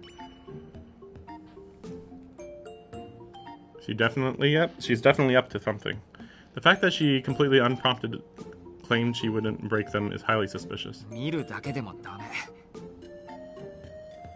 路地裏の時にお前のバカ力は思い知らされたからな。何かの弾みで握りつぶされたらどうしようもない。何よバカ力って。路地裏の時は同然でしょ。そういう風に普段であれば式の方が力は上だろうし、そうむやみに物を壊したりはしないんだけどな、私。Normally you'd be stronger than me anyway? And I'm not the type to carelessly break stuff. Weird. Arkwood steps closer, tells me her hands raised ominously and slowly inching toward my glasses. She's 100% planning to grab them, make a break for it. Before this turns straight into a scene out of a horror movie, I quickly drop on the sofa and out of her reach. 逃げた。そりゃ逃げる。お前の無茶には慣れつつあるけど、このメガネだけは渡さないからな。万が一にも壊されたりしたら替えがないんだ。それとも弁償してくれるのか。大抵の魔術品なら当てがあるけど、それはちょっと無理っぽい感じ。わかりましたよーと、式のケチ。Yeah. I got the sense she might have only been interested in them because I thought they were important to me. はいはい、ケチですよだ。人間は生き返ったりできないから、何事も慎重なんです。大体、このメガネがなくなったら、俺はお前に協力するどころの話じゃなくなる。四六時中線が見えてたら。Okay, yeah. Okay, what if we choose 10 people? It didn't really matter. Oh yeah, okay. That makes sense though. That makes a lot of sense that it was gonna do that. Okay, investigate something. Here I go. I take a short deep rest, clear my head, search for something I could use as a weapon. Quick survey of the room doesn't give me anything. I swallow my hesitation, take my knife, head for the door. I'm gonna check things out, you know, even though I can't fight any of this shit, but yeah, whatever. Don't leave the room until I get back for some reason. Why wouldn't she just come with me? Arkwood looks like she wants to say something, but I tear my gaze away and head into the hallway. Where are we going with this? This is starting to feel like this is just to kill you. Like that was the only point of that. It's dark. I guess the lights must have malfunctioned. The only light I see is a faraway glow from the elevator hall. My throat burns more now. The very air is thick and scraping against me like sandpaper. Silence in the hallway is unsettling. You could hear a pin drop. There isn't a single sign of life. No blank running in terror. No people running in terror. No burnt bodies. The utter silence is making me question what I saw on the monitor just now. I already knew it was an illusion, but okay. Everything seems normal. Yes, this is how I expected. I walk through the hallway. Sweat forms into beads and runs down my forehead. It's so quiet, I start to feel that I'm the intruder here. Intruder, and normally you exterminate any pest that intrude a place like this. It's all I can do to calm myself down. I readjust my grip on the knife so the sweat doesn't make it slip from my palm. I feel nauseous. There's a pressure near my temple. Somewhere between my eyes and brain and nerves, my nerves experience a strange pull. It's as if my eyes are trying to crawl into my brain cavity, or maybe my brain's trying to swallow my eyes. I bite back against the dull aching pain as I traverse the heat wave blasting me from all sides. You probably should take off your glasses to get to fight. My eyes grow heavy. My eyelids feel like they're gaining mass. My body sways. I might just pass out. I know the feeling well. It's how I feel just before I collapse from anemia. Even though he said before that, oh, it's better if I'm hungry. It keeps me on edge. So stupid. Ha, it hurts. The pain is so unbearable. I have to take off my glasses. You know, to fight. Like, how else would you fight? I look in the direction of the elevators. This corridor is so long. It's got to be more than 20 meters to the elevator from here. It's too far, I tell myself. I go back to the room. What? What is this? A few more steps and there'll be no more going back. Maybe if he kills the dog, then like the dog won't blow up into a fire explosion. A clear sound, the gentle chime of the elevator shatters the silence as if to herald the destruction of the pure empty space devoid of life. Foreboding chill stops me in my tracks. My eyes are pulled toward the unwanted intrusion. Why are there so many lines on the freaking elevator door? The small elevator light stops. It has arrived at its destination. I can see the line stretching across the elevator door in the distance. Though shrouded by so many, a dense web of them, I can barely see the door. I assume that means that they're about to be destroyed soon. Maybe there's more lines depending on how close to destruction it is, to its normal destruction it is. That's my guess. The door opens. Okay, it's just open. I peer inside the cramped metal box. Just peer inside, okay? Normally I would assume that he just died. The inside is overflowing with flesh of things that were alive until a moment ago. My breathing ceases, just like my brain refuses to process the things I'm saying. So do my lungs abandon their duty. I stare at the scene within the elevator. The thick chunks of red meat are packed tight as they can be within the metal box. In the middle of it all are two dogs tearing at their morbid feast. My vision turns red. With a nauseous squelling noise, oozing, sea of blood. The full carnage only houses two living residents, the dogs. The rational part of my brain refuses to accept this scene as reality. End of the hallway, the dogs are still digging to the cadavers. Terrible news. New sounds travel up through the elevator shaft. Screams spill into the hallway. If I strain my ears, I can just make out the sound of flesh being gnawed on. Intermingled with the shrieks of despair and anguish. Feel like my hearing has found a shortcut to my imagination. Even though I can't see it with my eyes, the carnage is all too clear in my mind. People being burned alive, people being eaten alive. A man notices the unusual temperature and leaves his room to flee. The second he opens the door, he is now enveloped by a hellish fire that roasts him to the bone. Where is this? Is this just what he's imagining in the other floors? A young girl sobs in despair, locked in her room. When the flames from the lobby reach her floor, she is in the bathtub. The water streams and bubbles, boiling her alive. Okay, if you say so. Turning her ruptured flesh to ash from the inside out. What? Many clamor to get into an elevator that arrives. Inside, they find it array packed with the bodies of those who tried to escape before. By the time the newcomers realize those something no longer human, they are already being consumed. So just the entire hotel is just taken over, just suddenly out of nowhere. Like what? It's just like there's no you can't hear the screaming much. There is no fire alarms. What? There are two types of screams: fear and a fire and the dogs. There are no exceptions. The small elevator is a microcosm of what the hotel has become. This vision of hell is so close I can feel the agony flushed against my skin. I don't know why this is supposed to be traumatic. I want to throw up, but I can't. If I did, I'd become part of this horrible ocean of red. Like he literally just needs to go, cut. Oh wow, you're dead. I force my body to remember how to breathe. I ground my teeth together to regain a sense of control. The dogs notice me. As soon as they do, all sound from the floors below stop. That can only mean one thing. No one else is alive. See, what is happening? This is still making me think that this is an illusion. Because the logic on this doesn't make sense. 1 second, he's literally hearing the screams from floors below him, whereas before he didn't hear anything, but then suddenly he was hearing it from multiple floors, but now he doesn't hear anything from any floor. It's like, what? Is this over the course of 15 minutes or 5 seconds? Like, what? The dogs break into a sprint. I'm the only prey left on the hunting grounds.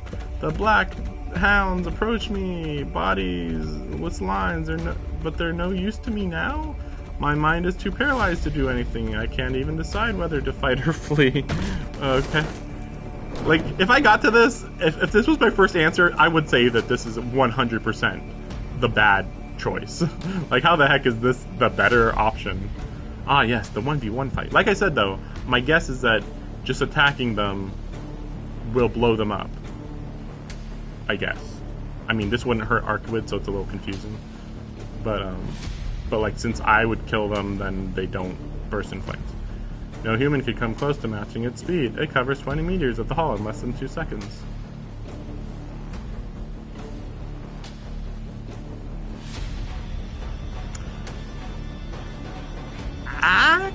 Actually, I think that this is fairly close to how fast a human can go. I mean, at full sprint, but like, very barely a difference, really. I mean, at top sprint, but still. Small opens wide, sharp saw teeth, dog movements fast, efficient. Oh my gosh, it's a dog. So it closes its fangs around my neck. This is where Shikitono dies. No, that isn't right. This won't kill me. I won't die here. Seeing death isn't new to me. Remember 7 years ago, I thrust my knife into the forehead of the dog that tried to gnaw at my throat. On autopilot, I become a badass for no reason.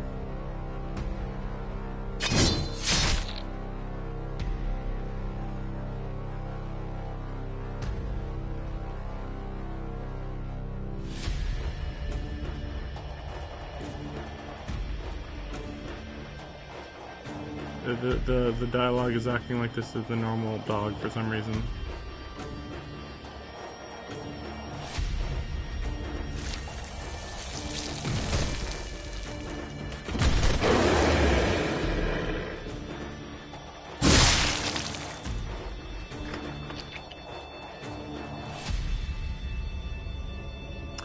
I messed up this time. This dog's lines aren't on its head. I mean, we saw the lines on its head, but okay. Even though there's like fucking 1,000 lines on this, on both of the dogs, somehow the lines weren't on the head on this one. They're all congregated around its chest. I might have managed to stab it, but the damage done is little more than a flesh wound. Knife has pierced the dog's maw, reaching the back of its head, which naturally means that the hand holding the knife is now fully enveloped by the creature's mouth. The dog is still very much alive. It cramps its jaw shut around my outstretched arm. I thought you said that the knife is like that through its jaw, so it wouldn't be able to do that, really. Strain of cartilage. It'll tear straight through the flesh of my hand and wrist. Pain is enough to snap me back to reality. Ah, this hurts. The hell am I doing? My arm is torn to shreds. Just stick a knife into a dog's mouth? Ah, I struggle and squirm, trying to wrench my arm out of like a vice grip. As something gnashes at my arm and intense pain shoots up through my nerves like a firework. Its teeth feel like they're struck deep within my arm. It's awfully lively for something with a knife in its skull. The dog presses its weight against me, toppling both of us, pinning me down against the carpet. Then you stab it in the chest, right? My back is driven hard against the floor, but even now it's gripping my arm. Hasn't loosened, my knife still plunged deep inside its head. The black dog tightens its jaw further.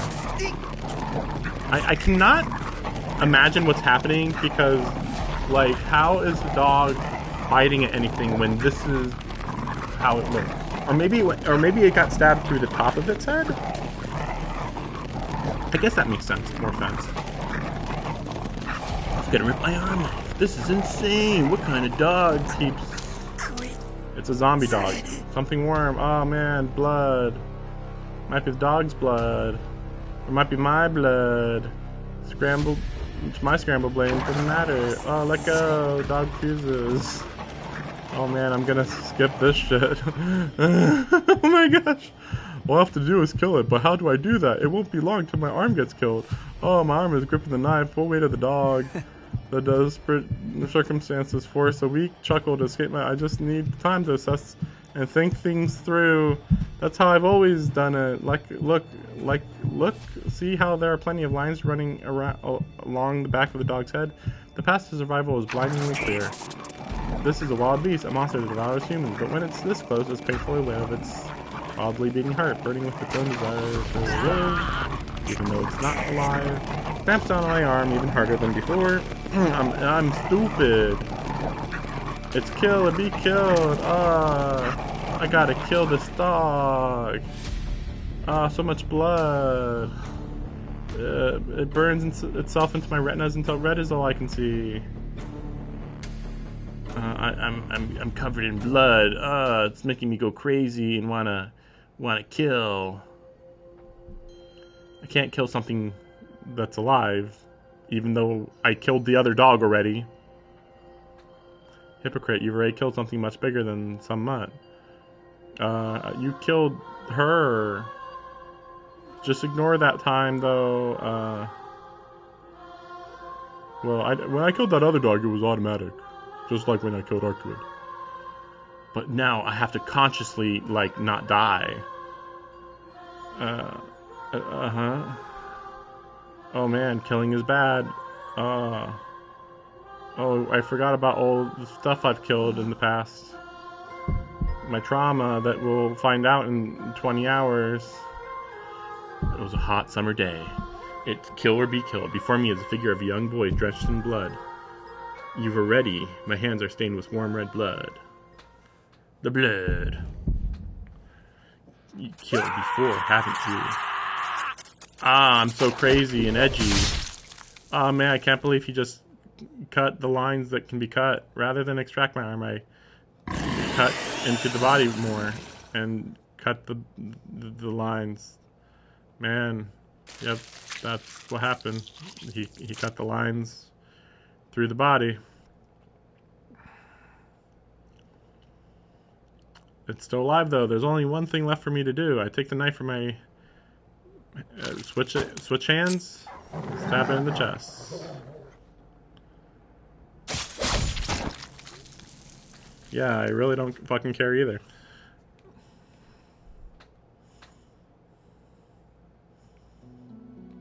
I looked down on that which was once filled with life. Once filled with life. These were not fucking dogs. like these are like a flesh amalgamation. Like, what are you? The limp body no longer protests as I remove my arm.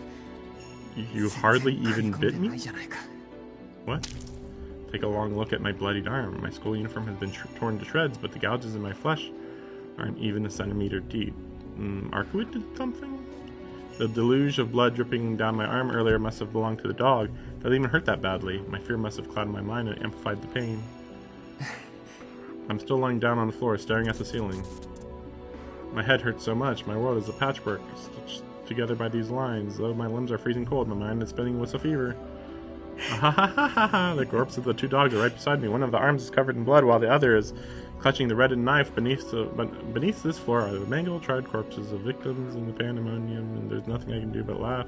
This isn't real. It can't be real. I'm normal, totally normal. The only weird thing is the stream. The second I wake up, it'll all go away. But when did I start dreaming with my eyes open? The elevator chime, such a cute little chime. Elevator. Elevator. Door's open. My mind isn't working, but my body will. Get ready for another enemy. I don't want to do this. My guess is since this is... By the way, I don't know why the elevator would still be working if there's fire everywhere, but okay.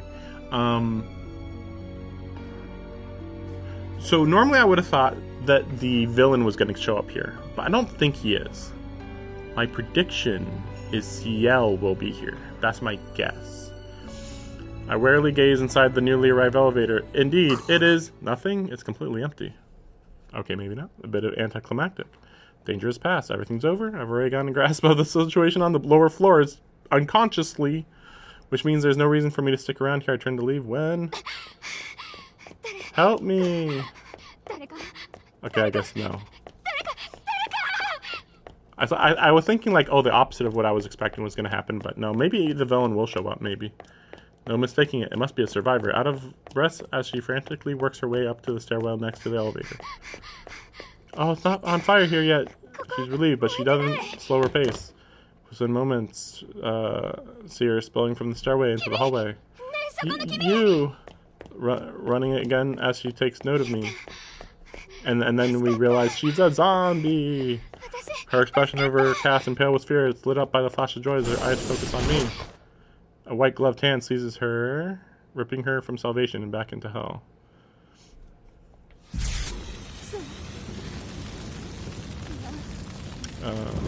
Begs to not die. Some random girl, I guess.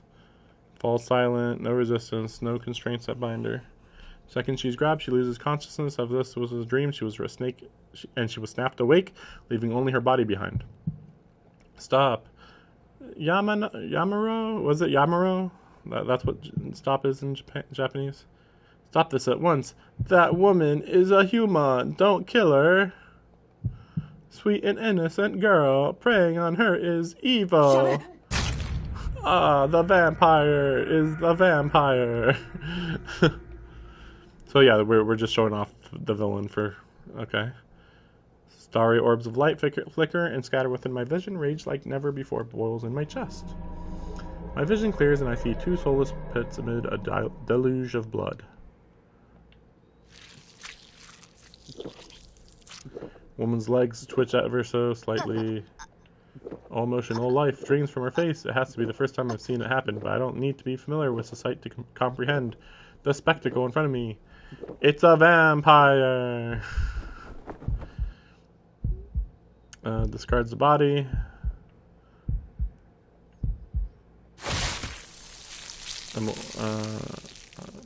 Yep, the blood. He he bathes in a blood explosion for some reason. Seems like a waste of blood, but okay. In an instant, everything around me changes. So does he have like fire eyes, maybe? I don't know. That's what I'm thinking. Like, why else would he just have the ability to set everything on fire, apparently? The sweltering temperature finally seems to match up with reality. A dam of fire bursts, flooding out all at once. The hallway is absolutely enveloped by flames. Heat presses against me, singeing and stinging at the skin like claws. If I were to take a breath now, I'd surely burn my lungs. But something is strange here. The flames continue to look at their surroundings. And yet the building isn't on fire. As the only thing still alive here, I'm the only one left to feel this inferno. That's why I was thinking that it was an illusion. We'll see what this is. Headache intensifies. The man begins walking my way. It's clear he's the source of this river of flames. The closer he gets, the more terrible the heat becomes. Still 15 meters away from me, but even at this distance, it's impossible for me to breathe. I realize that nothing could survive in this man's vicinity. The proximity alone would lead to certain incineration. Shadow continues onwards in my direction.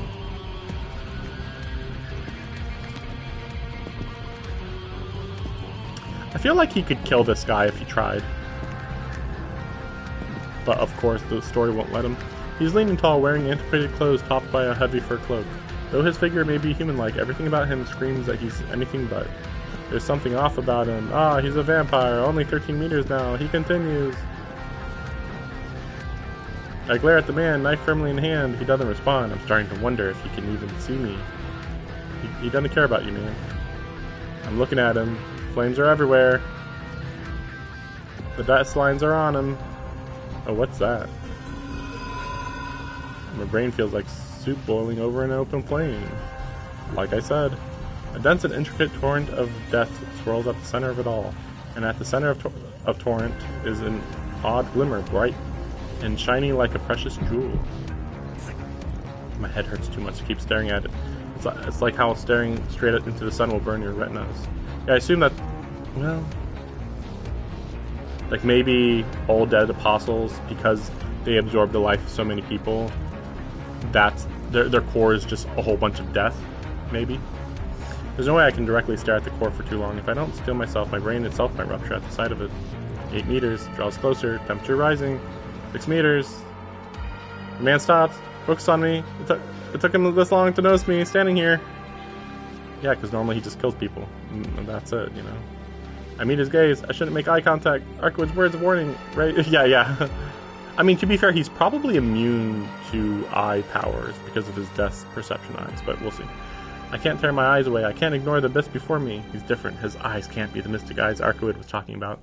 These are entirely, fundamentally different. They aren't eyes that bind the viewer. They're just filled with madness. The eyes of one who has lost his mind. A madman. He's crazy. Just like me. Did it really say a man just like me?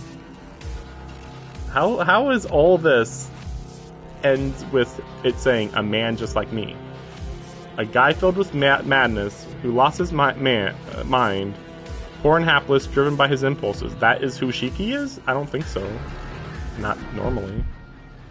Instincts scream at me. Danger, alarm, bad, body, can't move, so scary, escape, too late, creature, doesn't look at me, because, like, you know, he just thinks I'm a human and can't do anything. Fire, and then, Archwood shows up, I assume. Different from the blue flame that flooded the hall, they were some sort of byproduct, in effect, to his cause. They could swallow you alive, but you wouldn't die immediately. They'd scorch you with some awful phantom pain that feeds on life itself. Okay, yeah. So the blue flames are kind of an aura or an illusion, sort of, kind of. Yeah, because I was like, that's what it seemed like, what it was. These flames are different. They're actual fire. The fire comes around me. It will cleave my body in two, neatly cauterizing the flesh where it ripped apart. Only thing more real than this fire is my fate. Yet just before I die, Archwood shows up, of course, and just throws me back, I guess. The name creaks from my throat. My mind goes blank. I have a rough understanding of what just transpired. Archwood pulled me back from before stepping in front of me to absorb the blow from that sinister fiery hand. What I don't understand is why she did it, because she's immune to this attack. Wasn't I supposed to be her shield? So why is she getting hurt to protect me instead? Oh, maybe she can get hurt. I mean, at this point, I feel like she should realize that it's actually more useful for her to be the shield and for him to be the offense. Even if he's slower, he still has insta-kill attacks. So. Archwood's face crunches up in pain.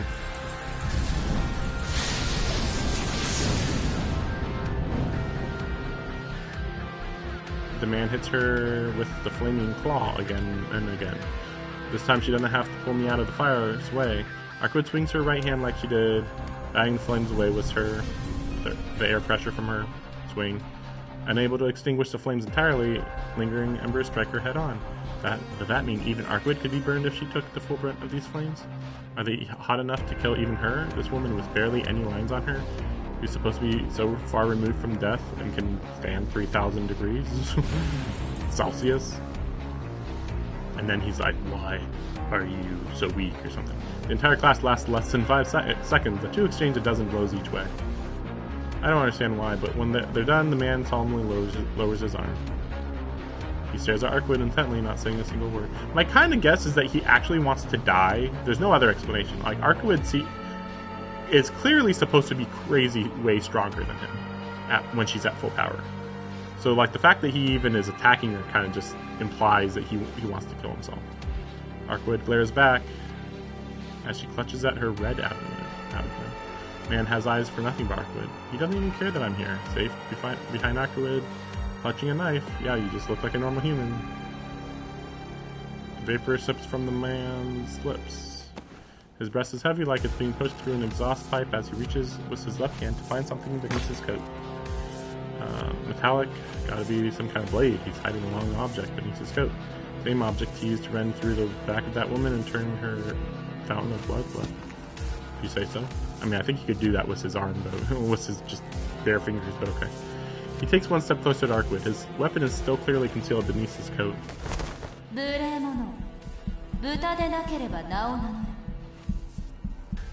Yep.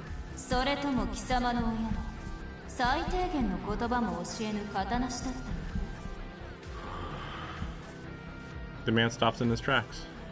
A light flickers behind his hollow eyes as if he's only just remembering himself. I don't even know what language Archwood used. The man clears his throat, composing himself. His voice carries a current of pain like he had forgotten he were a living being in tone. Yeah, you said he was crazy, didn't you? That he was driven by madness? I like his voice. It doesn't matter, just kill me now, please. 礼儀はなっていないけど、恥だけは足りているようね。元の名前は失ったか。でも呼び名ぐらいはあるでしょ。継いだばかりのようだけど、仮にもその一角なんだから。I wonder how that works. How did he inherit being an ancestor when the only way to be an ancestor is by being born an ancestor? And is there a difference between an ancestor and a true ancestor? I assume that these are the same things. Atmosphere in the hall shifts. Azure flames well up all around the corridor, burning ever brighter. Looks like Arkwood hit a sore spot. Vlov. My name is Vlov. The pain expression paints his face. Vlov. Such an edgy name. He declares his name. 知らない名前。私が記録していない以上、正当な後継者とも思えない。もしかして親は自滅？ Who are you?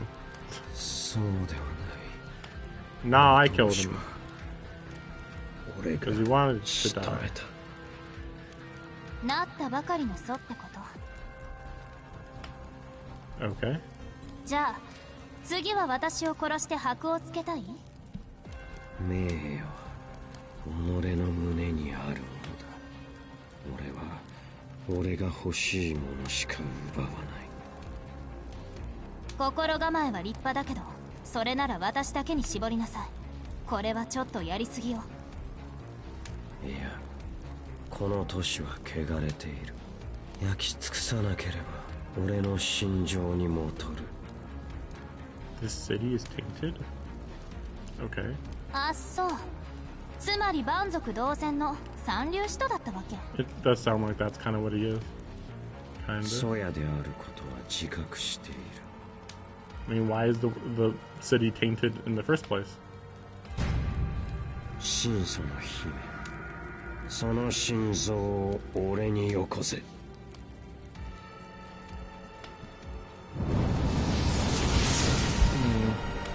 The area around Vlov twists with the simmering heat. Like a river bursting through its banks, the fire rushes in our direction. Arkwood stands in front of me like a breakwater, holding back the flood from swallowing me whole. 動かないで式。この炎があいつの武器。消し済みになりたくなかったら、私の後ろから離れないで。 I appreciate her warning, but something about her words strikes me as odd.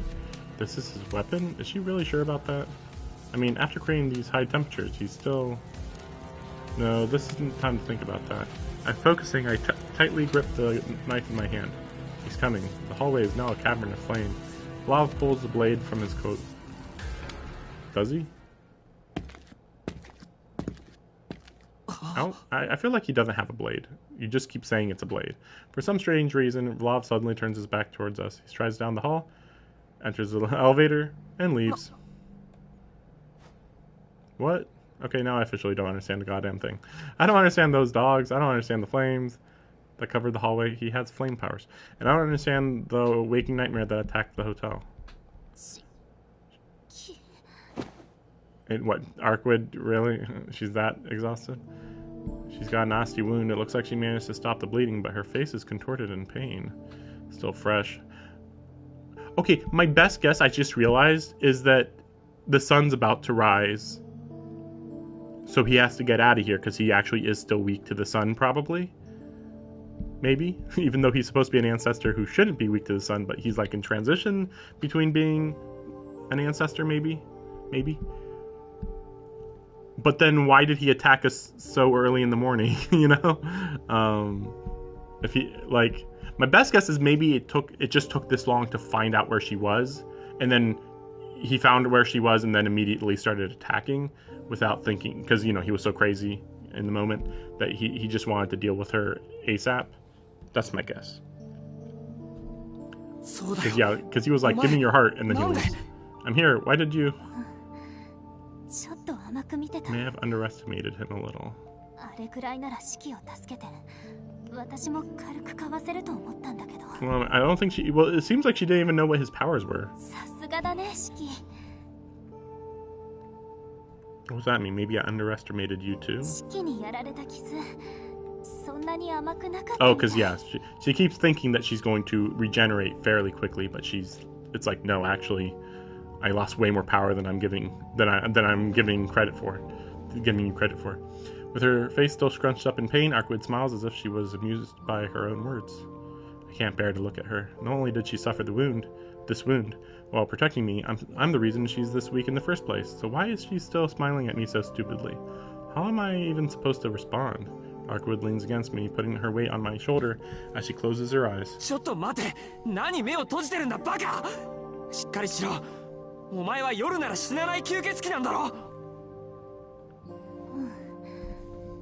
でも私なんだか限界みたい。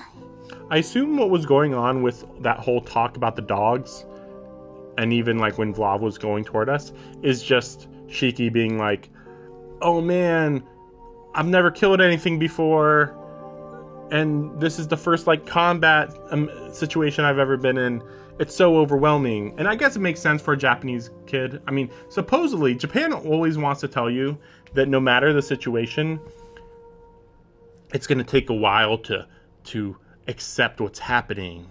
But like, I'm pretty sure there's many times in real life that, like, for instance, you can probably have like a whole bunch of situations where like, hey, here's a situation where an entire apartment was on fire, but people just went right in and saved some people and then left. The fire didn't freak them out that much, apparently, because they were able to save people. You know, I think that there's been times where, in times of war, where people suddenly, you know, oh, they're a newbie to war, but they were amazing. Maybe, I mean, you could say that these are all exceptions, but it's still like, it's weird that all these stories are always like, no, I can't believe I have to kill somebody. And it's like, weren't we building up to this for the last several hours? Like, I like, you would think that there would be like a little bit of a cushion that they'd be able to get used to the situation faster, at least. I hit my limit. What? Sorry, but can you help me? We're gonna stay here? Really? Oh gosh. Arkwood collapses against me. I managed to catch her just in time, arms wrapped tight around her slender body.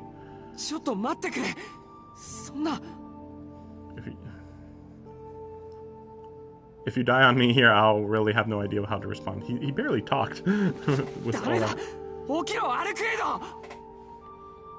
I shout at her, shivering. Her eyes remain closed. When? She is asleep. Her soft snoring sounds so content, I'm starting to feel like an idiot for being worried about her at all. Yeah, my concern was wasted on her. She's not dying. She just fell asleep. We already knew this, I thought. That's what she said. Wait, didn't she say that?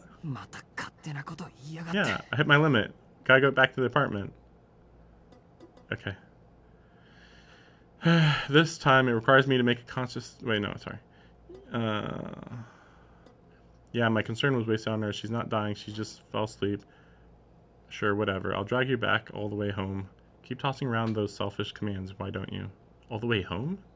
It's not like there's any other option, though. We can't exactly stay at the hotel when it's like this. Wait, where are we talking about? Wait, what? Wait, what? It seems I've hit my limit. Sorry, but can you help me back to my apartment?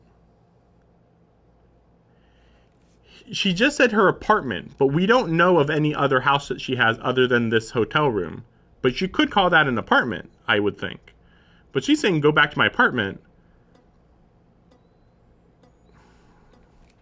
But then right here, it's saying, I'll drag you back home. It's not like there's any other option. We can't stay in the hotel. So what, is he just making a decision to bring her to the mansion? Things will get difficult if we stick around the scene of a massacre. Despite everything being limited to just a hotel, as the morning comes, people arrive, it'll quickly be clear what happened. My head still hurts. Yeah, that's a lot of fire now. Arkwood isn't the only one who's at her limit. I put my glasses back on to at least alleviate my headache. I don't remember where it was. When did this ever come up before? Oh, right. Where he killed her.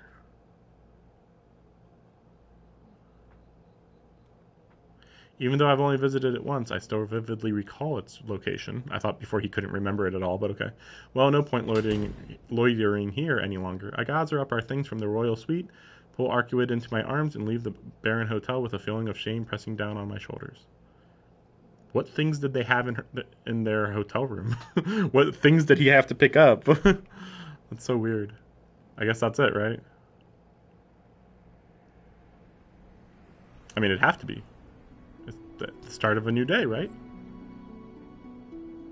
Maybe this is the epilogue. It's already light outside. He had to get away from the light.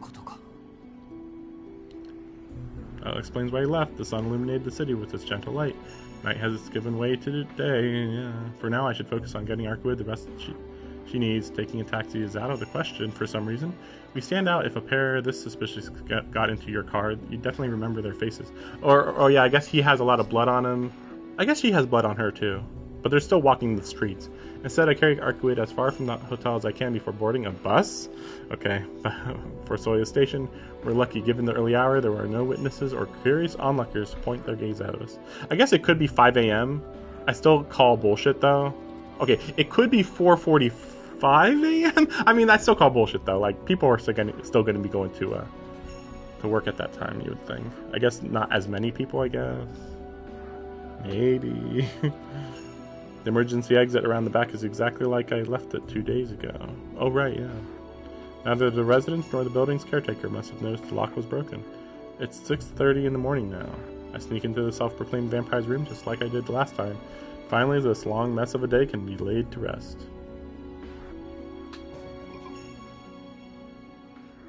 A little odd. The mood and pacing going on right now is weird. Well, hopefully the next stream is going to be 6 hours long, but we'll see. I've actually overstayed my welcome with how much time I have to actually be here. But so I'm a little, you could call it late. Let me see what the route looks like. I just want to see the wait, is it the route, or you would call it the story tree? Flowchart. Yeah, I'll just call it the flowchart. I'm just wondering here. Wait, what was this here then? Was this the dead end? Right here? Between here? These? Is it? Wait, is it the dead end? Wait, what?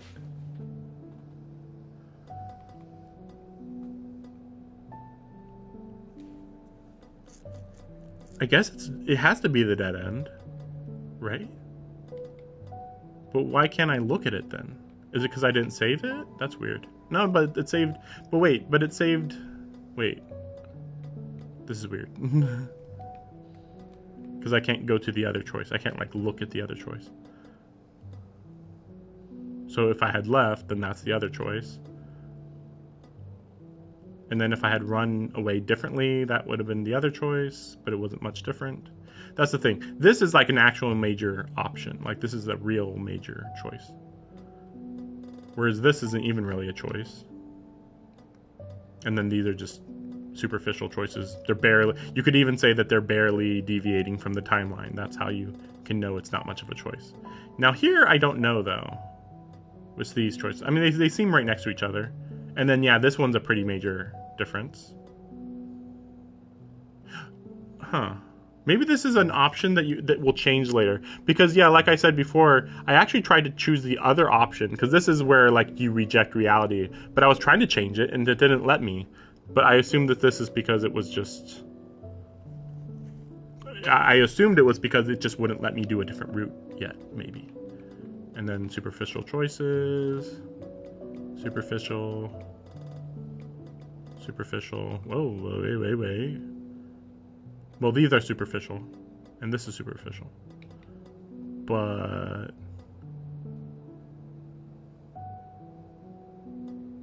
Oh, right. The difference here was whether you get back to your... Well, I think it's whether you get back to your... back to the manor in time or not. That's just like some minor... dialogue differences, I assume. I just realized I have the pointer here. So what if I do that? No. Okay, what if I do that? Where is it looking at? I'll have to like go back, and I guess that's the good part. You can always just like jump back here, and then it'll speed through your choices, and then you can look at the other option real quick. But it does make me wonder. Well, it would be weird. Like, again, if you did a major choice decision, then Well, I guess it depends where you save. Because I remember there's no auto-saving.